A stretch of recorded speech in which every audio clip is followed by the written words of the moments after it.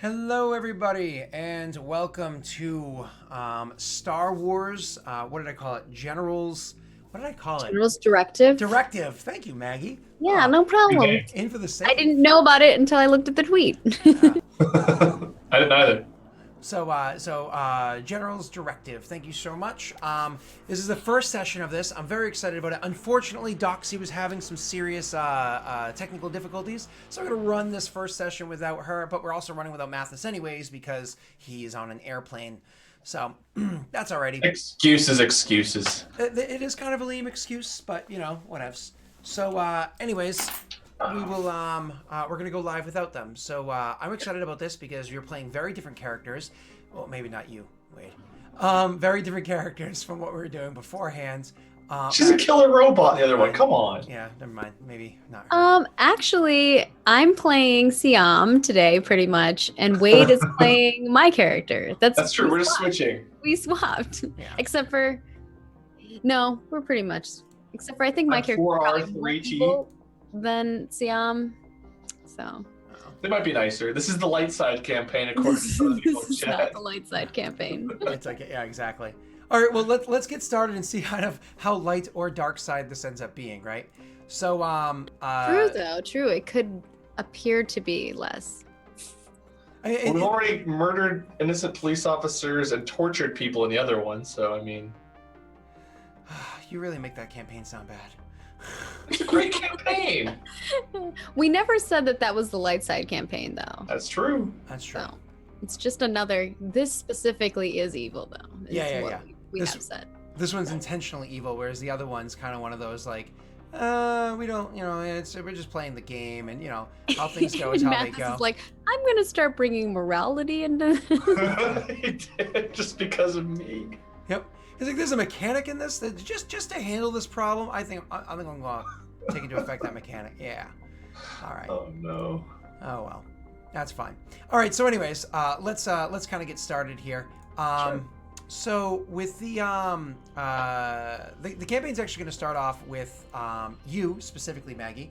So it's going to start off with you having been in the. You've just recently come back from a mission that you were tasked to do. Your character, Arisvula, she had a task that she needed to go handle. She needed to go and procure a person of significant interest and bring them so that certain information can be extracted from them by the person that you work for. You happen to work for a very fierce woman that used to work for the Empire. She goes by the name of, I'm so sorry, there we go, Mariana Gunner. She used to work for the Empire as it was before, and since the Empire has collapsed so many years ago, she's been working every way she could to really scrape together all the mass as much power she can underneath her to try to build a new empire in her honor, in her image, to seize control of the galaxy for her own. Now, she's not the only one trying to do this. There are others as well.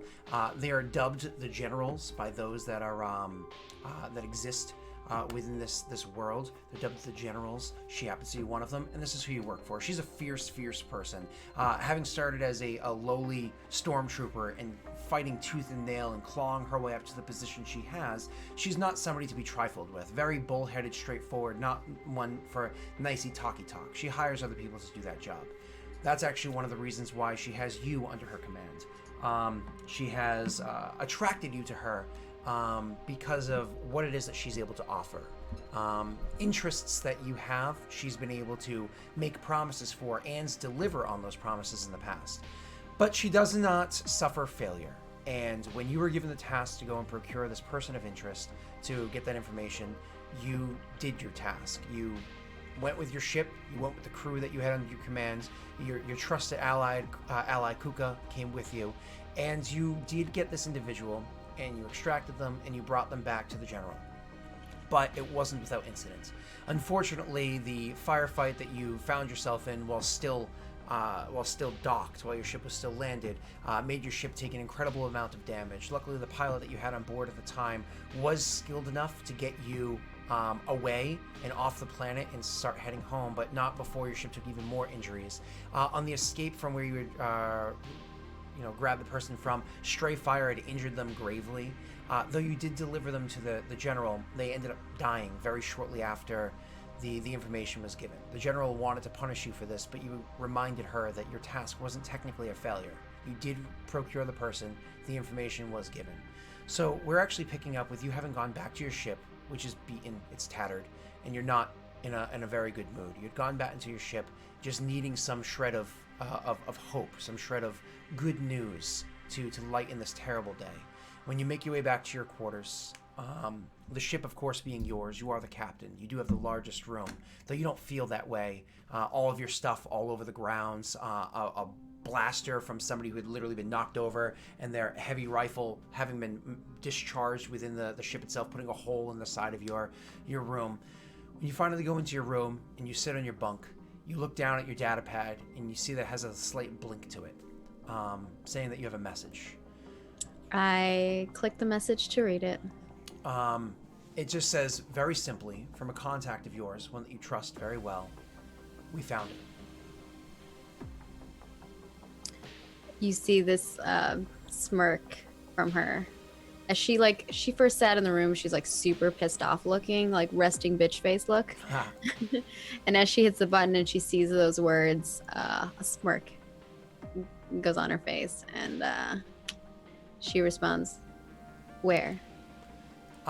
They send you coordinates for where it is, and unfortunately, those coordinates, much to your dismay, bring you to a planet by the name of Falleen.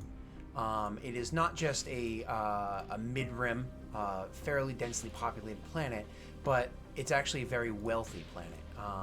They tend to have a lot of guard. They tend to have a lot of peoples there that protects the homes, but more importantly, the Falleen family that has the item that you're looking for happens to be very wealthy themselves, happens to have a lot of guard and a lot of defenses at their location. Not because they're worried about somebody like you coming in and taking something of theirs, but a thief in general. They did gain a lot of enemies over the course of the past 30 years, and they have learned how to defend themselves. You see her get up from her desk and or up from her bed, and her room is like torn apart.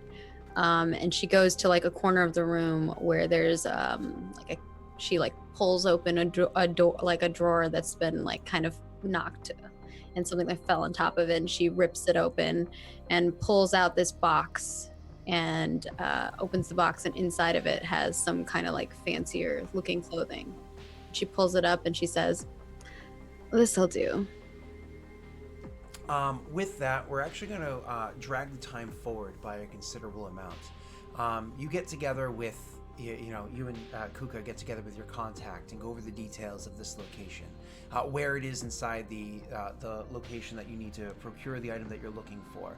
But more important than that, you need to find a crew. One that's going to go on this task. I mean, you understand the gravity of this crew, and you know what you need to get and the fact that you need to get out. Everybody else is expendable. There are only two of you that are important. You and Kuka. Anybody else is expendable. This companion of yours is not going to be coming along with you. I keep saying companion because you are not on a first name basis with this person. When I say get together with them, it's not like you're sitting in a bar sharing, bantha milk with, in a cantina or whatever. That's not happening. This is all done through the HoloNet, and their face is always covered on the HoloNet. But we're not talking ominous Sith Lord covered. We're talking part of a greater smuggling ring contact that you have. You honestly always just know of him as Shadow. At one point in time, you probably poked fun of his name. They didn't laugh or chuckle. They didn't find it very humorous. So Shadow was the person that you were able to use to get this information. You work with them to put together a band of people. But you need, if you're going to pull in a band of people, something that's going to entice them to actually do the job with you. And with a little bit of research, you realize that, and this makes sense considering what it is you're going to find there, they're antiquities collectors. They like valuable things. And so you want to go there, you're luring people to you with the idea that what you're going to be pulling from this heist, more or less, because that's how you're selling it to the crew, is that they're going to make incredible riches off of a fence that you have, and you more or less use a name within the same smuggling operation that Shadow is from. You use this person lower down's name as this is my contact for doing that. You never spoke to that person. You have no contact with that person, and you certainly have no interest in selling anything to them. With these deceptions, with all this this work to get it together, a few months later, you're together on your ship. It's been patched together, but it's not doing well. As a matter of fact, you are a woman of pride, and when crew comes onto the ship and they kind of like look it up, like, yeah, antiquities collector, all right. I imagine that kind of like hits you a little bit. How do you handle that sort of a thing? Which part exactly? Sorry. The fact that people are more or less shitting on the quality of ship that you have while you're going on this job. This crew that's going to be flying under you. It's about, including yourself and Kuka, it's about 22 people going.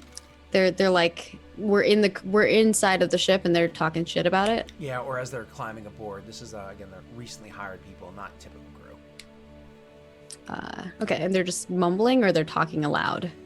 Combination, depending on who they are. Okay. I think it will depend on them. I'll try to go the charming route to start with. Yeah, as people are getting on the ship and she's like standing there, she watches them come in and like, what's, for instance, like, can you RP and then I can just jump in? So there's these two people are coming aboard. They both happen to be human. One of them looks like the typical dumb brute type, and the other one seems to be like the more fast-talking person. They've got the heavy blaster pistol at their side. You hired them because you know that he's pretty quick at opening locks, but not necessarily good in a fight. You know, that's what the other guy does, usually stands cover. And he's walking in, and he literally says the quote, "Antiquities collector, all right?" Mm-hmm. As he's walking by. I put my arm on his shoulder and like go to stop him as he's walking on. Oh, hey, Aris Vola, Captain? What, Aris? Shut it. Listen, I can't have you talking like that on my ship. If you want to be part of this crew, first step, shut up. Listen, I know you're lockpick, right? Yeah, Slicer, yeah. I mean, I've been known to get through. Call yourself Slicer. If you want that guy to protect you when we're out there, you probably don't want to be talking smack about our crew. Okay, Captain. Right. Keep moving. And he just kind of goes aboard, and it's one of those you can see that he tosses like eyes to the big guy. Big guy keeps his eyes forward, but he's like a slight smirk to his side because his friend just got scolded. And and they kind of like go on from there. The whole crew eventually gets aboard the ship. What you're actually flying is a Lambda class shuttle. So I mean, this ship that you're on right now, you the old ship that you had before, you more or less just had to, despite the fact that you still owed money on it, despite the fact that it was not in the. This is a make or break scenario. You know that you need to procure this item. This is important for you, particular. You traded it in to get your Lambda class shuttle. You know that this is going to be able to get you in low. It's been modified. It's going to be able to get you in low. It's going to get you in fast. The pilot doesn't have to be particularly good. They just need to be good enough to literally crash the ship into the ground without getting shot out of the sky, and you guys will be fine. So, luckily, the ship can easily fit 20 people. So there's two more that you guys kind of have them holding on to, oh Christ bars, and they're it's like everybody's just crammed into this one room together. there's seats though. There's seats with like buckles and everything like that. So 6 people actually get to sit inside like the. Imagine like some people like shoving other people out of the way to get a chair. Absolutely. So so that you see all this this happening. And eventually everybody gets aboard, the ship is ready to take off, and you guys do. The trek getting from location where you're flying from, where you guys all amassed, to where it is that this job is happening, is a very uncomfortable day and a half in hyperspace before you finally drop out of hyperspace, and you're able to see the Feline planet up ahead. Now, Feline, as I said, is a decently populated planet, and they certainly do have a good amount of money that's there. And it's very specifically the home of this one family that you're looking for. As you guys drop out of hyperspace and start approaching the planet, the pilot turns to you and says, "Hey Cap, how are we landing over? Like, are we really doing the crash, or did you, come up with a better idea along the way?" He says, like hopeful but not like too forceful. So our plan here was to crash into the courtyards of this place, the courtyard of this place, cause a ruckus. The main crew was gonna ditch ship and go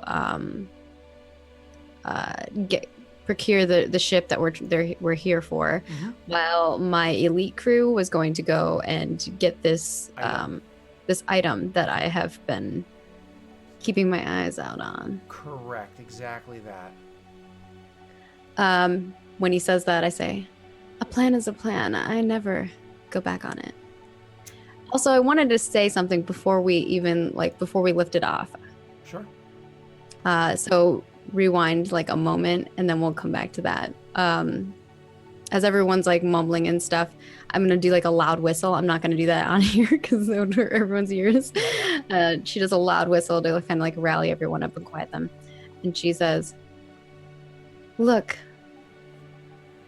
if you follow my 3 rules, everything will happen exactly as planned.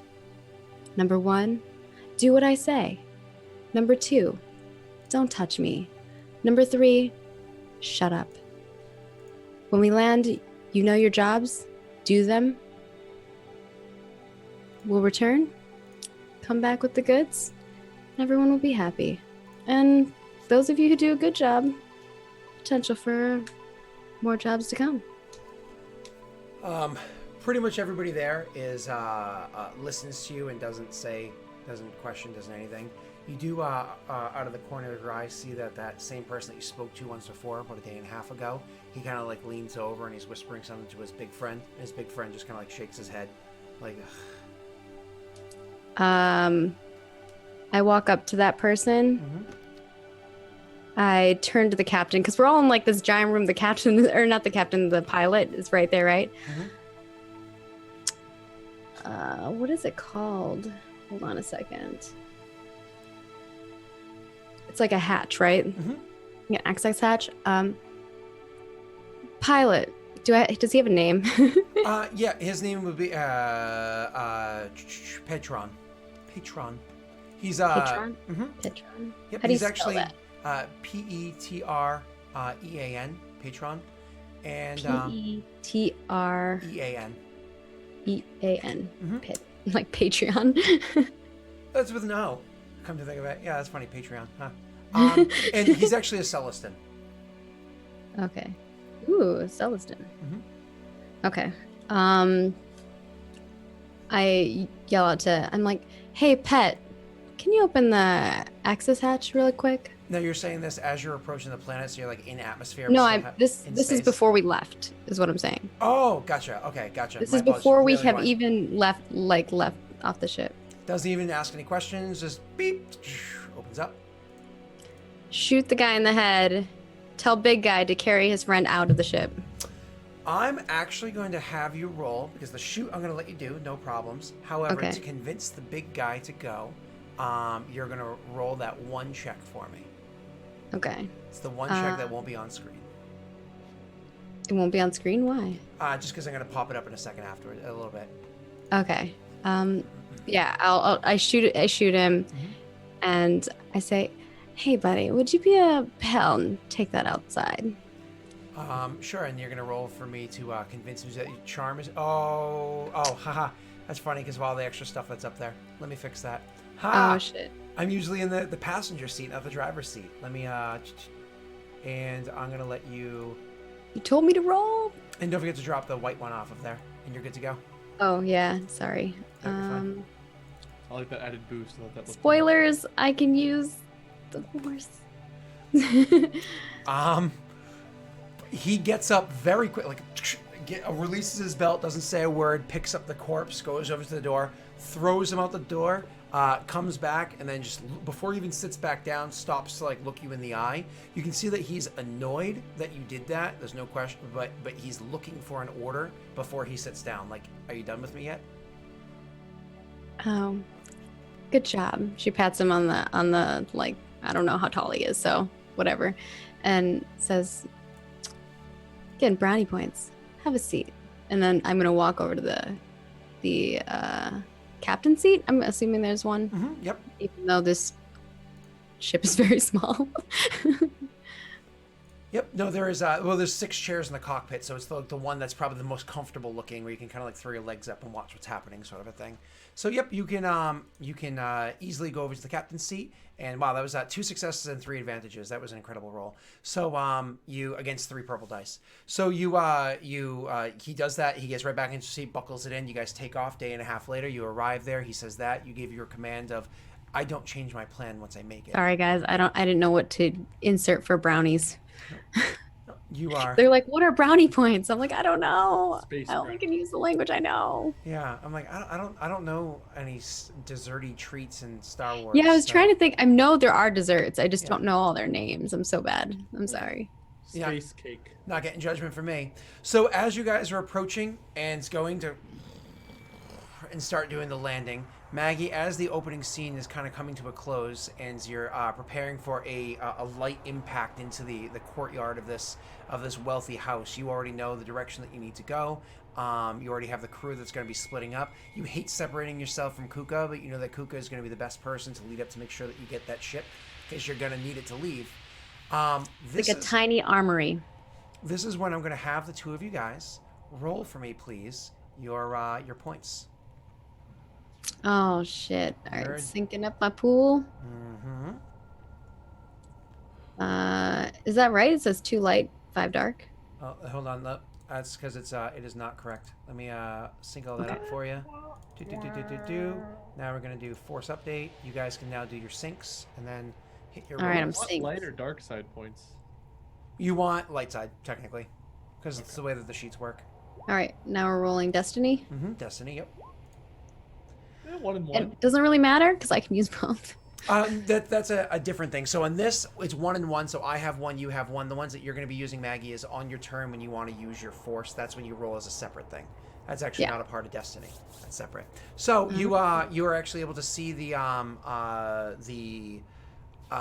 So dark, I emanate it even for the GM. I'm just excited because we both have 1. It's actually a low amount of force, which is funny because you have a lot of. You could actually use the force. So Wait, are we using the dark side and your light side this time? nope. Just because Okay. the way the character sheets work, you still have to use light. Just because there's only 1 button to press, right? Yeah. So so anyways, you as the ship comes in and it goes. I just from meant heavy like, landing- are we technically using dark because we're the dark side and you're light? Oh, I get what you're saying. Yeah. Yeah, technicality, but like obviously the sheet is made so that way, so that's what I was wondering. Yeah. I suppose yes. Yes, because you're definitely not a light side person. But I think there's supposed to be good in everybody. So no. I There's don't good know, in maybe. everybody. There's good in everybody, and your I destiny don't serves think a there purpose. is. So, all right. As you guys come in for that crash landing into the courtyard of this house, of the home of these wealthy people, there we go. Don't mind me. I keep like transitioning things because I'm like, everything was slightly off. So you crash land into the courtyard, and as soon as you do so, immediately as you do so, the guards of this home come pouring out of the different areas where they're in, the different buildings that they're in. Now, again, you already have your plan set up, so as soon as the doors open up, the big heavy guy, the one that you had given the order to beforehand, goes over and sets up the heavy turret that he had. So as soon as the doors open up, he just opens up the gunnery check, like and lays down the suppressive fire to kill the immediate people that are standing by the doorway, and start having others take cover behind areas so everybody else can start making their quick runs over to where it is that they take cover. So everybody starts to pour out. Everyone's prepared, starts to pour out and run over to where they can take cover. Kuka's in the lead, and Kuka is small, and Kuka is fast. Kuka doesn't even draw a weapon or take a fire, just turns and starts running, silently just starts running off to where it is that they need to go to have cover to go towards the hangar. Everybody else that's supposed to go with Kuka start following, and then you're standing there with your crew of, and this actually included the pilot, your crew of 4 others that are supposed to actually go and infiltrate this one building. So as you go walking up and knowing the job, as you come walking up beside him, that big guy that was there looks over, sees you, and then turns his attention to the big building that you guys are gonna be heading in. And it's just like, and just starts, swathing back and forth, taking out any of the guards that are in the way, but also like really firing at the door they're going to be going through and allowing enough fire to actually bust open the door that you need to get into. So as it kind of comes to where it is that you need to start making your way across the battlefield, you need to actually get to a place where you're going to be comfortable to take cover from the attacks getting there. Now, you can either engage in a fight and try to kill as many opponents as possible along the way, or you can just straight up try to stay out of the fight entirely and kind of dodge your way around, or anything in between. What's your task here, Maggie? What do you want to do? I would assume that the crew that I'm with, we are just trying to like get to the objective as quickly as possible, which is attaining the item. Mm-hmm. Awesome. So whatever gets us there the quickest, everyone else is kind of cleanup crew. Awesome. So what you're going to be rolling for me, because it's going to be like how quickly you can get there, is you have a choice of what is it called, survival, or agility for survival for taking a lot of cover, or agility to dodge as quickly as you can between cover. It's going to be against an easy roll to try to avoid as much fire as possible as you're making your way over there. For agility, what did you mean by that exactly? Did I say agility? I meant coordination. My apologies. Okay. They're both the same for me, so it doesn't really matter. Oh, my apologies. You can also use athletics. It's probably also the same for you. It's any one of those 3. Your call. Athletics is worse for me. I would say probably coordination is what would make the most sense for what we're doing. You go right ahead. Probably not going to do well. All right. Coordination. Here we go. Oh. Okay. So with your 3 advantage there, you more or less can just kind of like as you're going. So the 3 advantage, you want to like pass that off to the crew that's following you. Yeah, probably. So with your 3 coordination, I'm just gonna make that roll right there. I believe with 3 coordination, sorry, the 3 advantage, you can even cause an issue for one of your opponents. More or less. Oh. Yeah. So you want to aid your allies? Yeah. So as we're going in, can you kind of describe the scene of where we're rushing into? My apologies. So as you guys are coming out of the back end of the ship, the bay doors are open. You have your gunner adjacent to you, firing at all the guards that have taken cover in the various areas of the courtyard.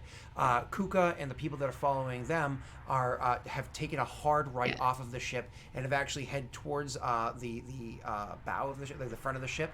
Front of the ship, and into the hangar that's over in that direction. They have a lot of ground to cover, but it's also a much less guarded area. So I was specifically looking at like where we're like my crew is at. Mm-hmm. So it should be easier for them. The area that you're heading towards is actually there are 2 buildings in front of you, one to the left, one to the right. The one to the left had a ton of people pouring out of it. The one to the right, a couple, and the gunner was able to take out almost everybody to the left. So what you're trying to do is using cover of different. There's like a fountain. That's over here.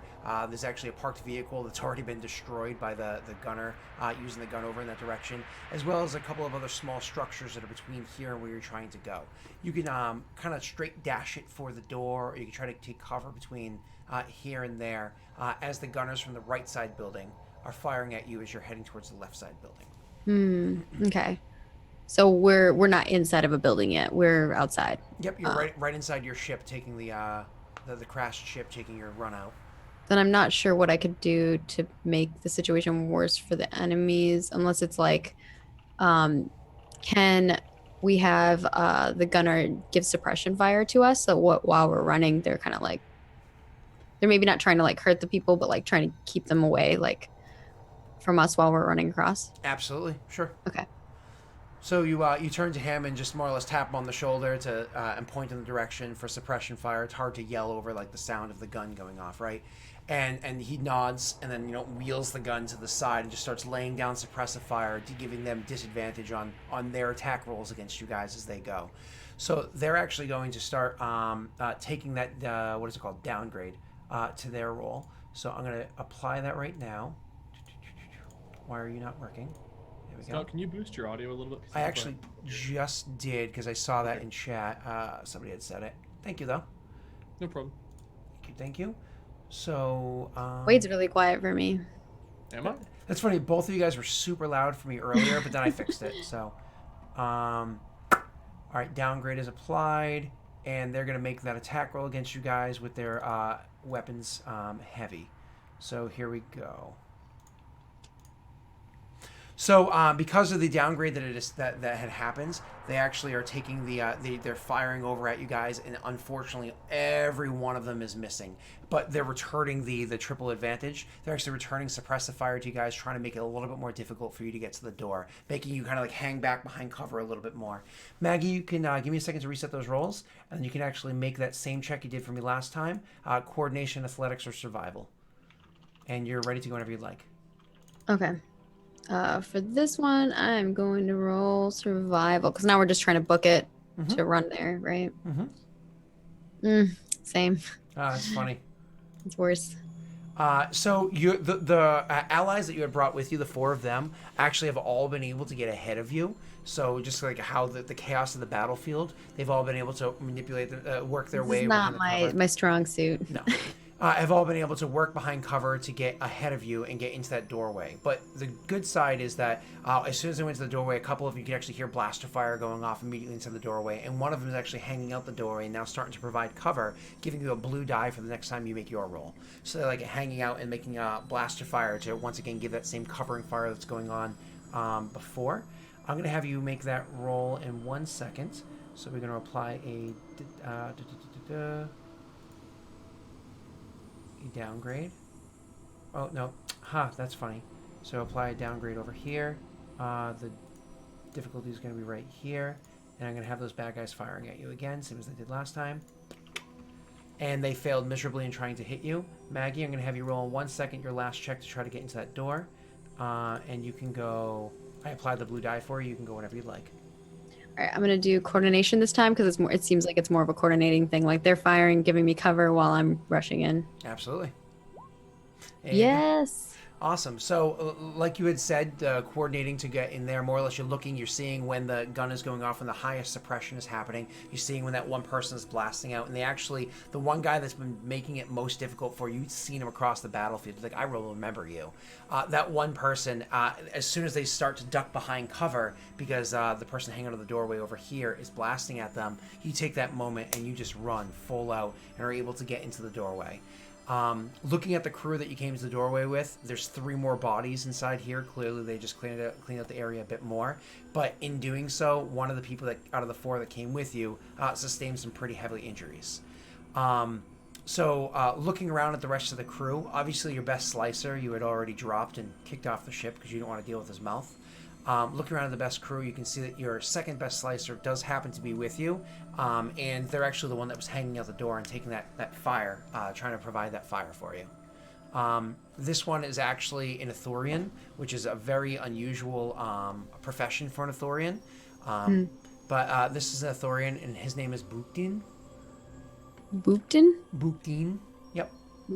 Booptin? Yep, double E at the end. Like B-O-O. Book. K-T-W-E-N. Buktin. T-W-N. Booptween. Okay. And he's my hacker? Yep, he's going to be a slicer, yep. Okay. And he's at the door right now trying to do suppression fire. Yeah, he's good, though. He can come back in now. He's good, though? Okay. I'm going to yell, Booptine, get over here. We need you to get this door. It's a door, right? Correct. Yeah, of course. So Buktin leans in from the suppression fire and starts making his way over to where one of the doors is. So goes over and starts fiddling with the thing, gets the little splicer tools out inside there, does a little power surge, and all of a sudden the door opens up. Immediately as the door opens up, there are 2 more guards that are on the inside, and there's just a quick firefight that happens between them. Now, Maggie, are you going to participate in this firefight, or do you hang back and let your crew do this? I'm hanging back. So basically, she's just kind of like standing up against the other door while he's hacking. She's like watching him. And she'll have her blaster out and ready, but she's not really going to partake unless she has to. Yeah, gotcha. That's like not your cup of tea. It's not your thing. Cool. Yeah. So, all right, you do that. You allow him to Like giving him cover just in case he needs it, or Of course. So there's that firefight that happens between the two guards and the people that are with you. One of the other people that are with you ends up getting injured, but nothing too extreme. They're like, no, I'm good, and keep moving on. As you guys go further in, another point in time, another couple of guards end up popping out of a doorway and start blasting at you guys as well. The first injured one ends up dropping. There's, you and the other three left, and you keep pushing yourself a bit further. This is where you actually get into the inner parts of the facility, and you actually come across people that aren't guards. So the next room that you guys end up coming into after a couple of corridors, he slices the way into the room. As soon as the door opens up, the first thing that you see inside here is a statuette of who knows how old it is. You look over and you're able to see that the statuette that's sitting there is of some figurine draped in robes, has a mask on them. It's hard to make out who it is. You can actually roll me a lore check. Hold on one second to see exactly what the skill is called. It's going to be a lore check, but give me 1 second to set up the roll for you. okay. And It's gonna be core worlds correct. or just lore. It's going to be a lore check. Hold on 1 second. Actually, I had red on there by accident. I didn't want that. Go right ahead. Ooh, Oh, you actually succeeded. the 3 strain, I guess. Yeah, you take the 3 strain. That's fine. And what it is when you look at the statuette that's there, you can clearly tell because you know your upbringing. You're not a child. You knew of the fall of the Empire. You knew of you're young, but you're not that young. You knew of the fall of the Empire. You know the names of. You know what Jedi are. You've heard of them. You were raised to understand who they are. You've studied them yourself. This person, you can clearly tell by the way the statuette is. This is what somebody would call, in the old days, a Sith. A word that more or less doesn't even exist anymore. You see the statuette, and you know that it is of significance, but not what you were looking for. Looking around the rest of the room, you can see other items of value that are inside here that just don't interest you. But also inside this room, that's where you see the first group of Faline non-guards, members of the actual family. There is a woman that's standing here, and she's standing in front of 2 teenage Falines. She's standing there. She has no weapon in hand, but she stands before them as they're cowering behind her. And she's like, as you kind of like turn and you meet her gaze, and you can see like one of the other people already has a gun raised up towards them. You guys meet each other's gaze. She doesn't say anything, but she has a locked jaw and a sealed face. Where is it? I don't know what you're looking for. I think you do. She looks around and says, anything in this room, take it. I don't know what you're looking for. Where's the capsule? And you can see, like, when you say that and, like, a full realization comes across, she's like, it's not here. We discarded that thing long ago. It stopped functioning. Listen, if you tell me where it is, I'll let you and your cute children here. And I grab one of them and kind of like pet them. Mm-hmm. Live. Gonna make a coercion check for me, but hold on. It's set for you. If I can reduce the black die on it, I have, or never mind. I think it's coercion and charm. It is coercion and charm, I'm pretty sure. I think you are correct, Maggie.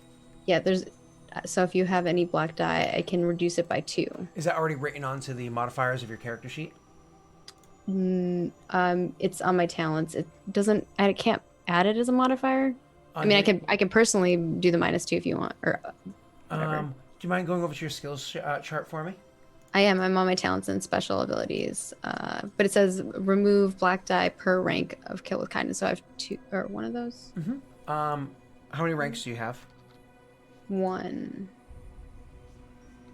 And can you go over the skills tab for your character sheet? Cover. Hold on, I was looking at something. Yep. Whenever you're ready, no rush. I just don't want to click away on you. Okay.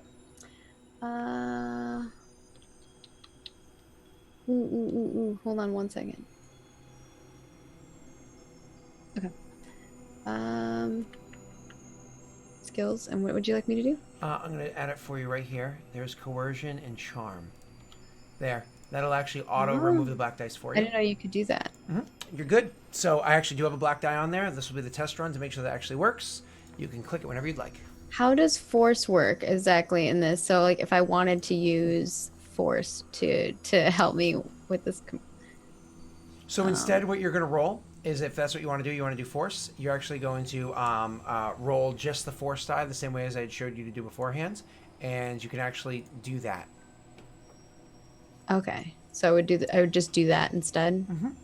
So this is influence basic power. And this would allow me to use fear or whatever. Okay. So let's roll that. So just roll the middle ma'am. dice first. Yep.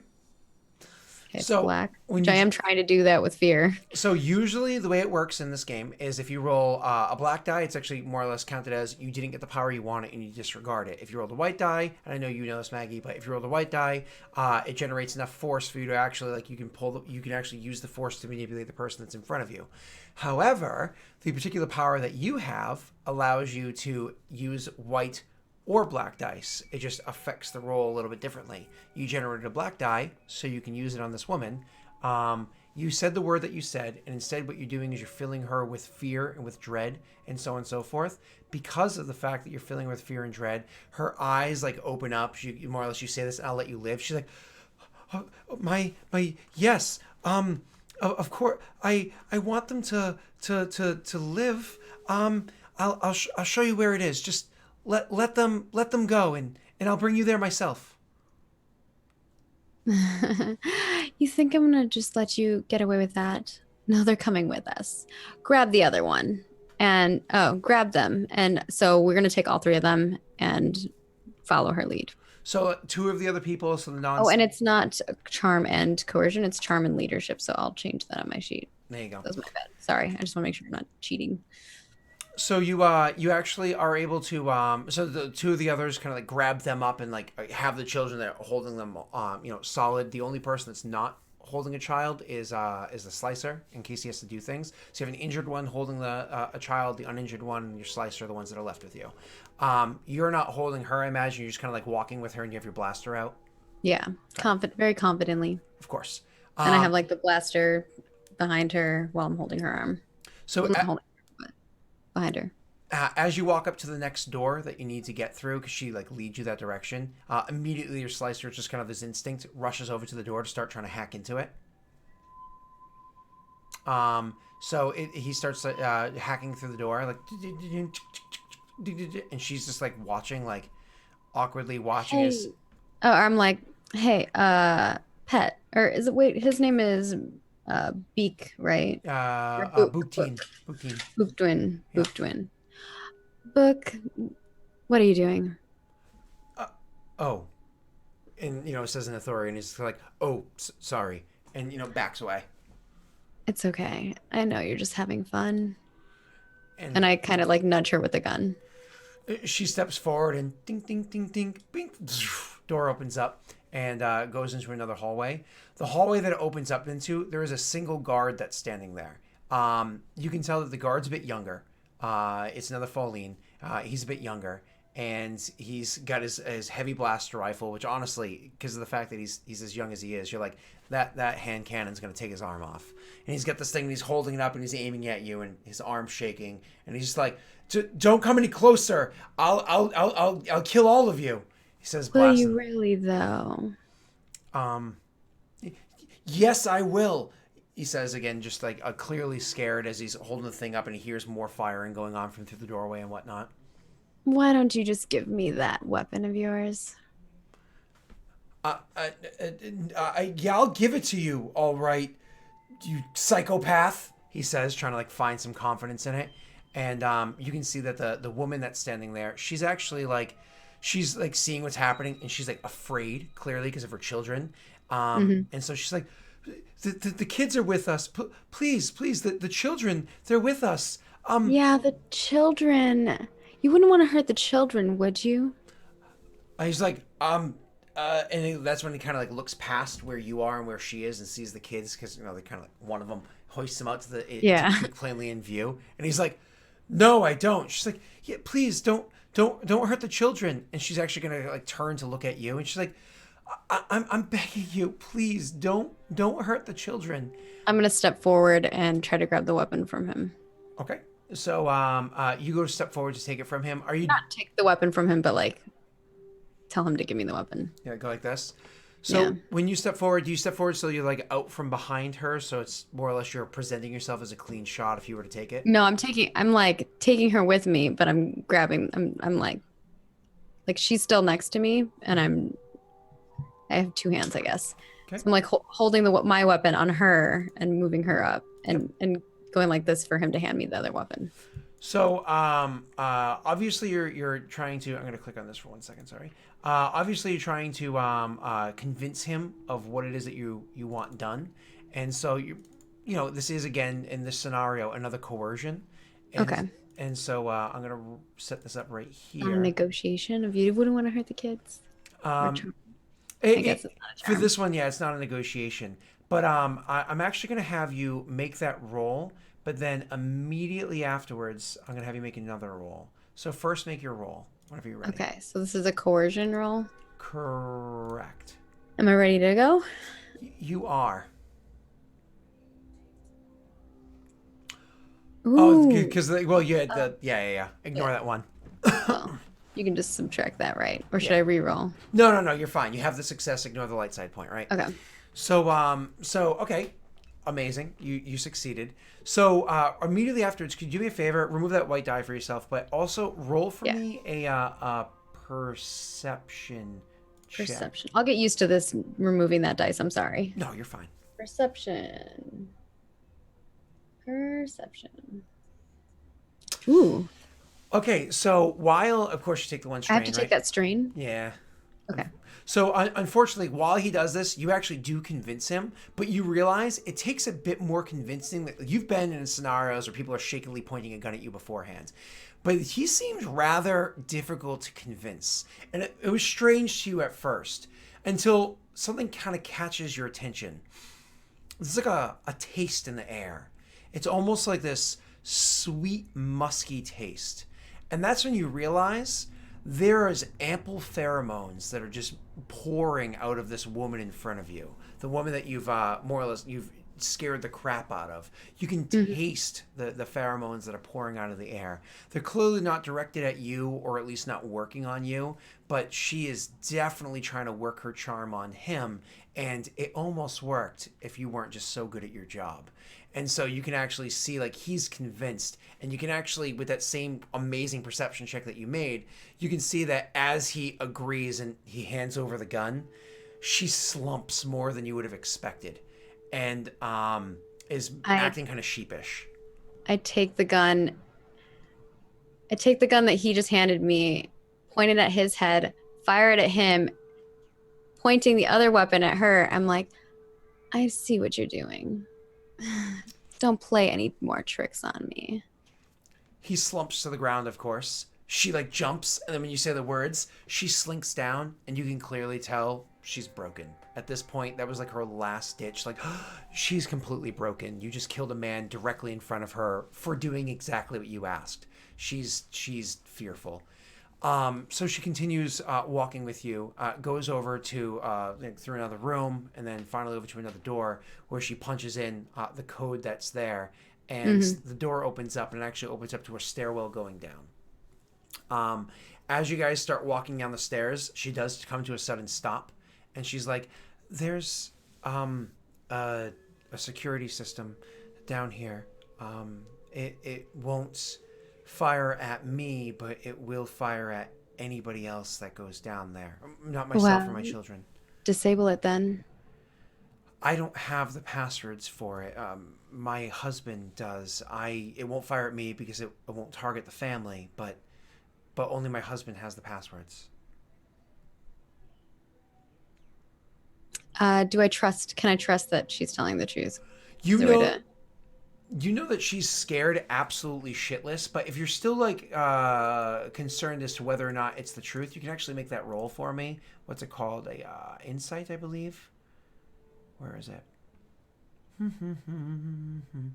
don't have insight. No, I'm trying to remember what it's called. It's I would actually make this one. Or is it vigilance? No, skullduggery.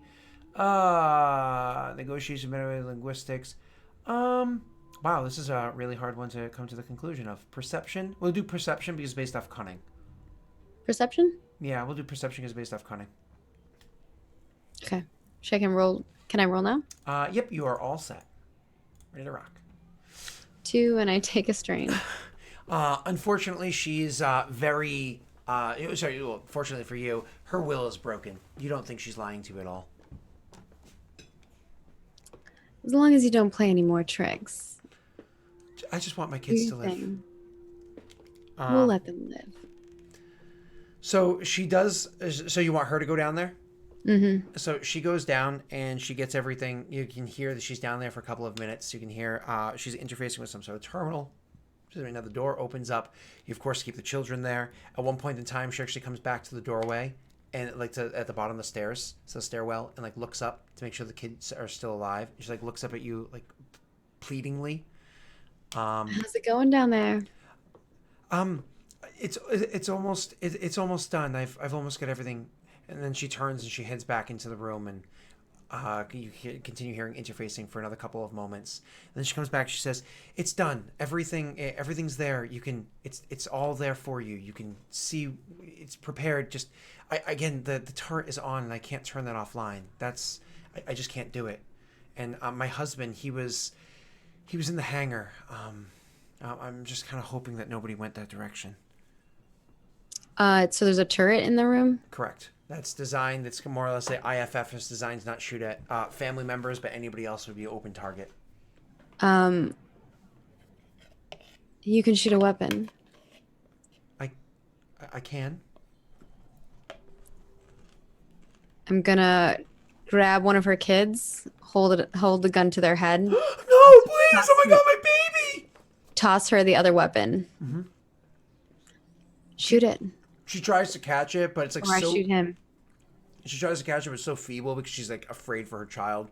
But it ends up clattering on the ground, and she clambers to pick it up, and she's holding it in her hands, but like her fingers not on the trigger. She's like holding it like she's holding a baby. She's like holding it like an idiot. Like a baby. She's like, just please don't hurt him. Please, I'll be here. Just please don't hurt him. And she goes back down. And she starts firing. You hear the laser going off. You hear a firing of the laser. It fires like maybe 15, 16 times before finally she comes back around the corner and she's got the gun in her hands and she's like, I shot it. It didn't. I shot it. It's not. It's broken. I shot the rifle, the barrels. Just please, my babies. Put the gun down, dear. Of course. And she like throws it to the side, like full on throws it across the room. I looked at my crew and I like do the motion forward and we all walk forward. I'm still holding the kid. Because of the fact that, he was the one that was kind of free this whole while. Booktuin goes into the room first, so he makes his way down the stairs, kind of looks around the corner, looks back at you, nods, and then goes into the room and makes his way all the way over. Okay. Finally, when he goes into the room and others are kind of filtering, including yourself, you hear, again, this is an Ithorian, which is a very strange sounding language, but you can understand. He's like, "Captain, what is this?" You're about to find out. I kind of shove the kid towards the mom and gonna walk up towards the capsule and open it. So as you go towards the capsule, before you open it, as you go towards the capsule, you can actually see that the capsule is rather large in length and width, but the capsule that it is a cryogenic freezing capsule. It is large. It is much bigger than you have seen before for a couple of reasons. Not only is the person inside of it big themselves, but this is some old ass technology. You're talking about antiquities here. Holy shit, this cryo freezing tube is old. But it's fancy though, right? Because it's supposed to be royal. Exactly. It is very well decorated. The whole thing is absolutely amazing. There is a piece of glass that's on the front of it, and looking inside, you can see quite the imposing figure. And so, as you go over to the capsule, and you more or less, I look into the window that's there, and I'm like, "Hello, beautiful," and then I open it up. It's the the capsule starts to go through its waking up process, which is actually a rather quick process. The whole thing takes less than a minute, and then as soon as the process ends, the thing starts to open up with steam and smoke billowing out of it as it's releasing all this very cold air. The entire room's temperature drops by a solid 15 degrees Fahrenheit for non-American viewers. 15 degrees Fahrenheit it drops, and allowing like the whole room to fill with this like chill that runs down everybody's spine. Everybody gets that bit of a shiver. She's over in the corner holding on to her children, sobbing as she's like holding them together. It's okay, babies, it's okay. As this thing is opening up. And with that, we're actually going to take our first break. Oh, you sneaky bastard. Yeah. I was wondering if you're going to do that or not. And we will come back in just a few minutes. So thank you everybody for being patient while we started a little bit late today. We'll be back in just a few. See you then. Yeah. Thanks, guys.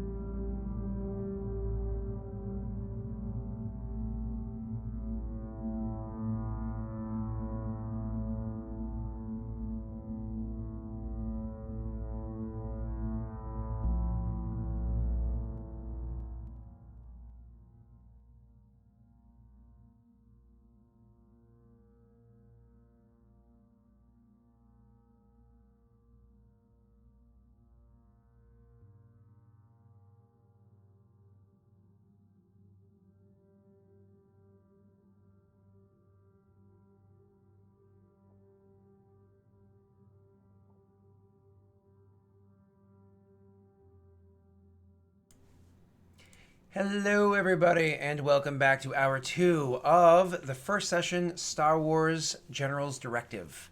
So, Maggie, as we come back to this one, because we haven't done this yet, as this thing, the thawing process happens, as the thing opens up, describe to me exactly what your character looks like. Arisvola, describe to me exactly what she looks like. Describe to me how she's standing, how she is within this room. This room that all around you has this, as you had said, very well decorated, almost like a king's capsule, right there, and all around the room has a whole bunch of old artifacts, armor, weapons, various supplies. How do you look and how are you standing?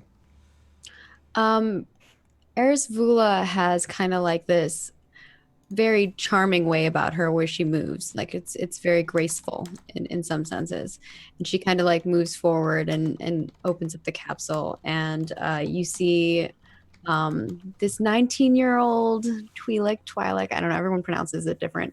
And she's about 6 foot 6 inches in height, or 8 inches. Yeah, 8 inches in height, which would be 2.1 meters, or I think, I don't know, I'm doing math wrong. And she's kind of thin, so she's not like buff or anything. She's more like lanky and slim. And she has like these long leku, aka her brain tails, and she has like a wrap around her head that it doesn't look like this. It actually wraps around. She kind of has like a design on her leku, and she's blue, and she has like blue, like darker blue dots along underneath her eyes and along her nose and on her chin and all along her leku. And they reach about like past shoulder length around here. I think that's kind of it. She has like a blaster in her side. She's probably holstered now, and she's wearing, I believe, I have padded armor. Yeah, padded armor. So she's kind of got like this decorative outfit on, but it's underneath. It's got like padded armor. Mm-hmm. And she's blue eyes, in case people wanted to know that. Awesome. And then Wade, as the person in cryo sleep, finally starts to come to consciousness after, well, we'll find out how long in a moment. As you finally start to come to consciousness, describe what your character looks like that she sees in this tube, the thing opening up. So Uroth is a big Deshade. I linked the Deshade in chat earlier. I think I can link it again so you guys can take a look. Mm-hmm. That's not the right. They are crazy looking.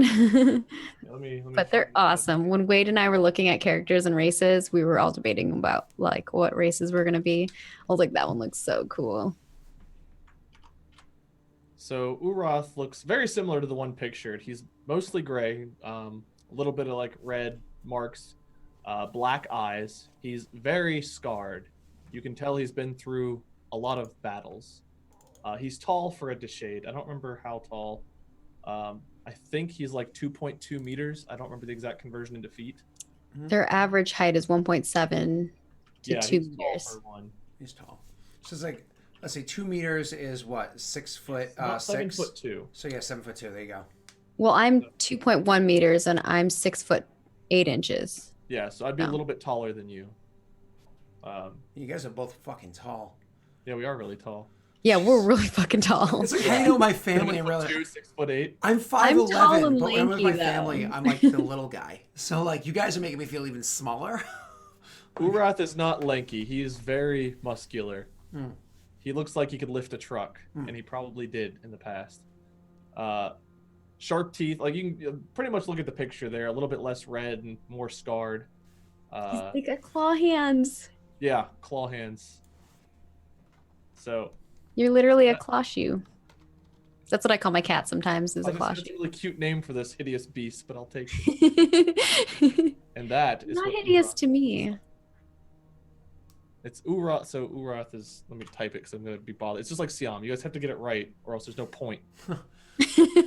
You. How long will it R-A-T-H. take Delric to say your name right now? Just Uroth, kidding. right? Uroth. Yeah, Uroth. Uroth. Yeah. I'm just making fun of you because like everyone took forever to say Siam right. It's not Siam. You know what I mean? It's more the spelling. I'm watching chat type it without the apostrophe. Oh no. Oh gosh, how could they type it without the apostrophe? I know. Oh, had to stop them. But right now I probably look really chilly and really confused if I'm awake. So Scott, I'll give it back to you. Describe Yeah, that. and as you're waking up, I lean over and I'm like, "Good morning, Sleeping Beauty." So I think I have no idea. Like, it's been a long time. I'm not gonna say how long So just yet. coming out of the cryo sleep, the first thing that you feel coming out of cryo sleep is cold. But more important than that, like not only do you feel numb physically, but even mentally, you feel very numb. You hear this voice. It's sweet. It's sultry. It's even has a bit of a threat to it in its like velvety kind of sound that comes to you. It's actually something that you find soothing when you first hear it, but you hear it amongst this like numb noise, almost like you imagine like a shell just went off, and so you're hearing it through almost deaf ears. You hear this voice kind of piercing through this numbness of your mind. It takes you a few seconds before you can even open your eyes, and when you do, one at a time, and start trying to focus, everything's blurry at first, and it takes a few more moments before those finally start to come to. She like helps you sit up a little bit. You feel strange in your own skin.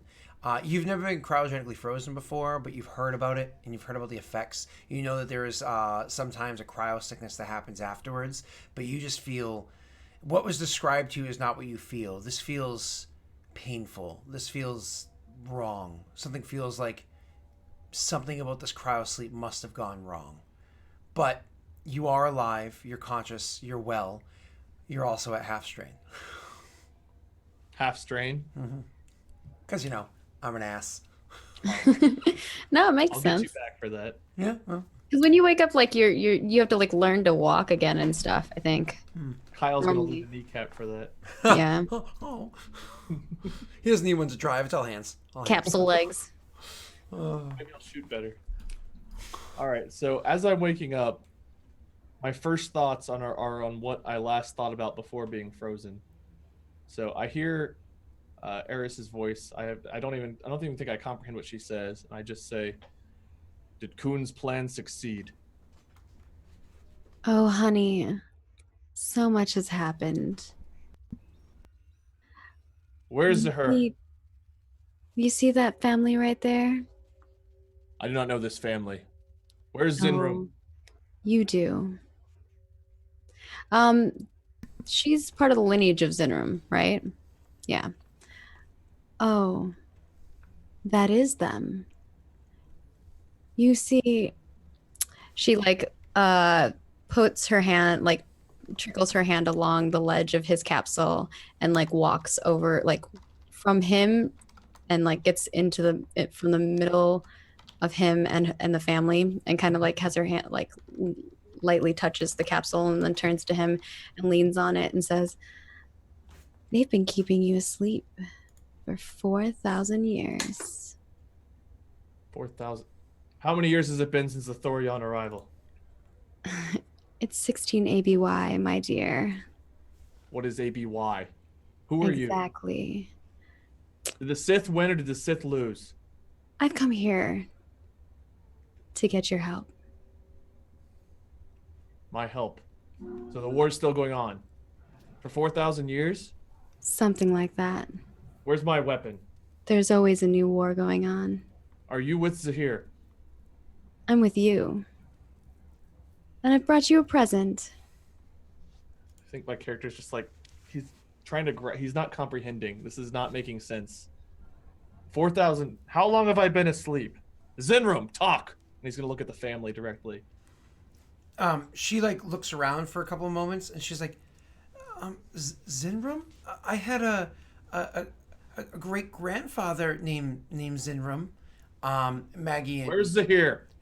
Sorry, not Zinram. That's her last name. She's like, Zinram's my name, but Zahir had a great grandfather named Zahir. I think he was named after his great grandfather. Or Maggie again. Their lifespans are closer to that of a human, so she's not at all referring to who he is. Oh. Did Kuhn's plan succeed? What's a coon? Exar Kuhn. They're the reason it didn't succeed.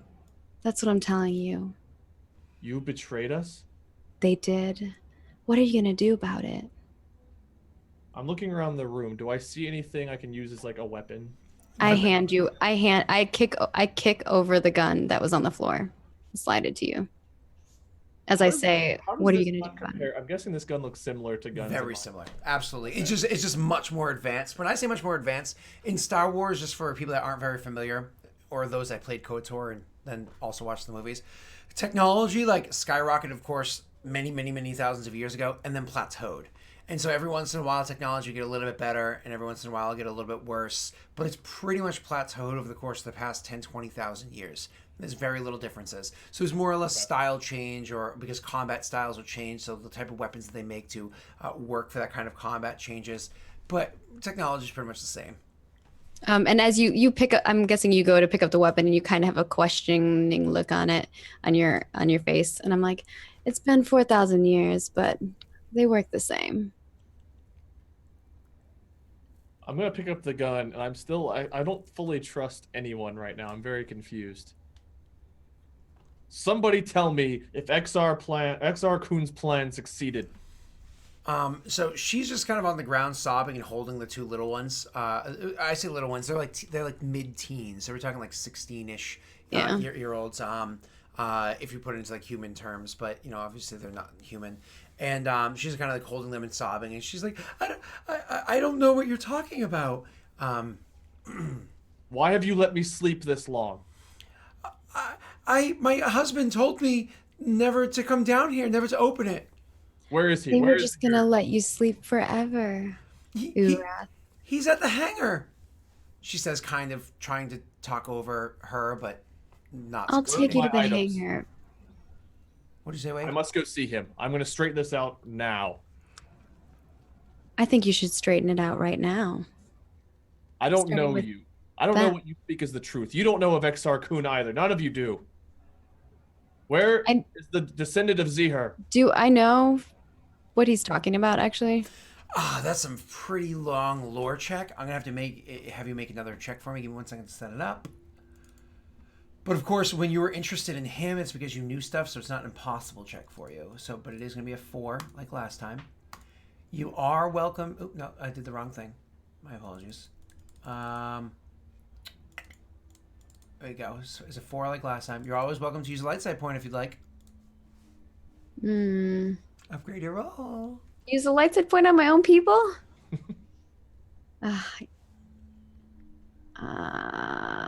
No. Okay. I'd rather use it for something else. Sure.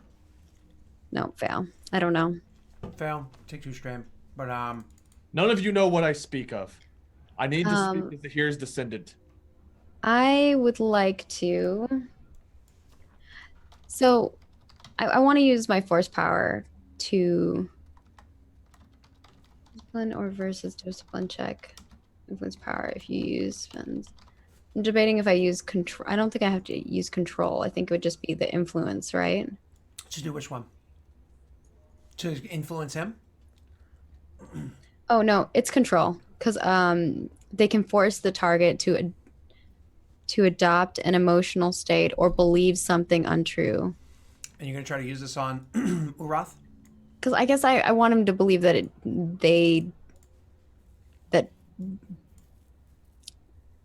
that they betrayed him. Of course. So That's what I want them to believe. So how does I have a resistance to this kind of thing. How does that apply here? So give me 2 seconds. I want to actually, this is important because you just add a difficulty to what it is that she's trying to do. So give me 1 second to see actually what the check is. This is important. This is why we do these sessions. It says I upgrade the difficulty of discipline checks to affect aid with the force, power, or talent by 1.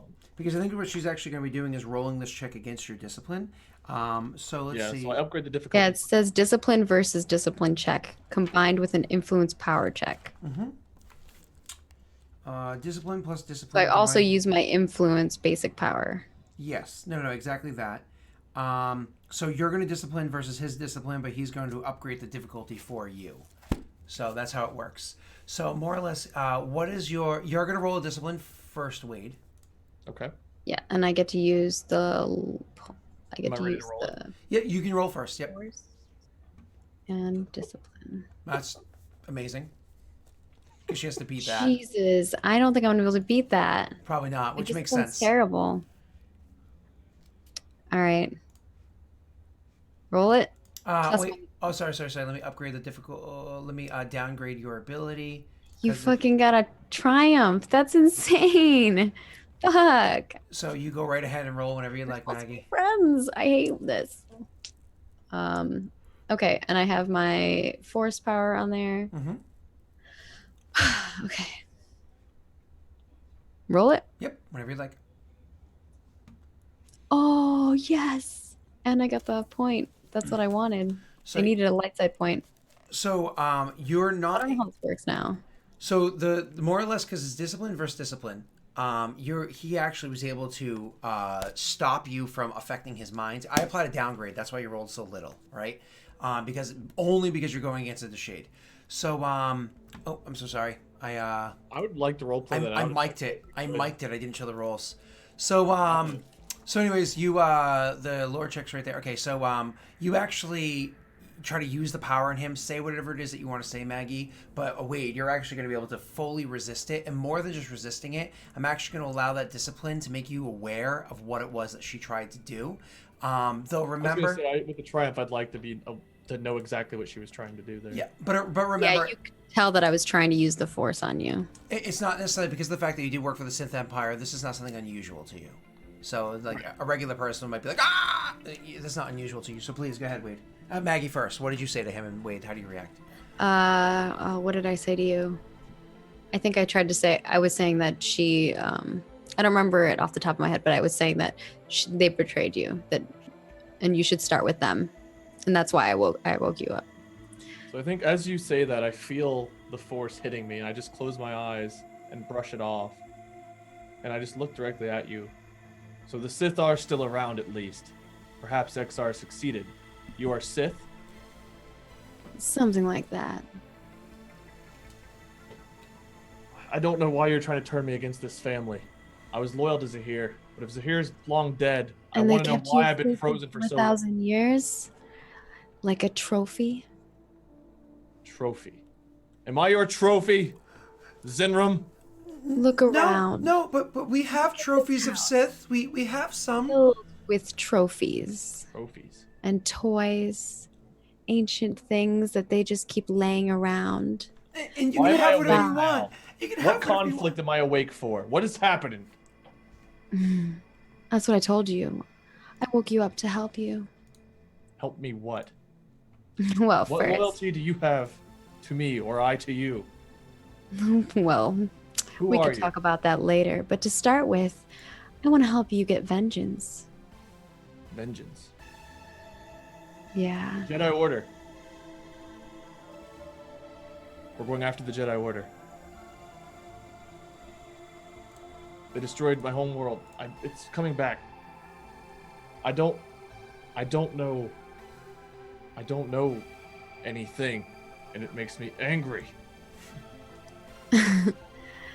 Yeah. Zenra, tell me why I've been frozen this long. I don't know. You've been, I married into this family, and you were frozen when I married my husband. He just said never go down here, never touch it. Never touch it. The capsule, No you. Words. Yeah, but the capsule he was referring to. Just don't. There were other capsules too, she says, and she gestures to other doors that are down here that are closed. And as she gestures over, immediately, just assuming that's what you wanted, you actually have the Authorian goes over and you see 4 other doors open up. So there are 5 rooms down here. Each of them had their own capsules in them. But those other 4 rooms, the capsules are empty, and the equipment that's inside the rooms has been removed. Why did you leave me and free the others? They were gone long before I even married into the family, and I married in 15 years ago. What year is this? And don't give me ABY. I don't know another way of that. That's how I learned. What is ABY? It's after the Battle of Yevon. I close the capsule that he was in before, and I jump up on top of it and sit on top of it and cross my legs. Mm-hmm. You're very confident. What is it you freed me for? Why? I told you already.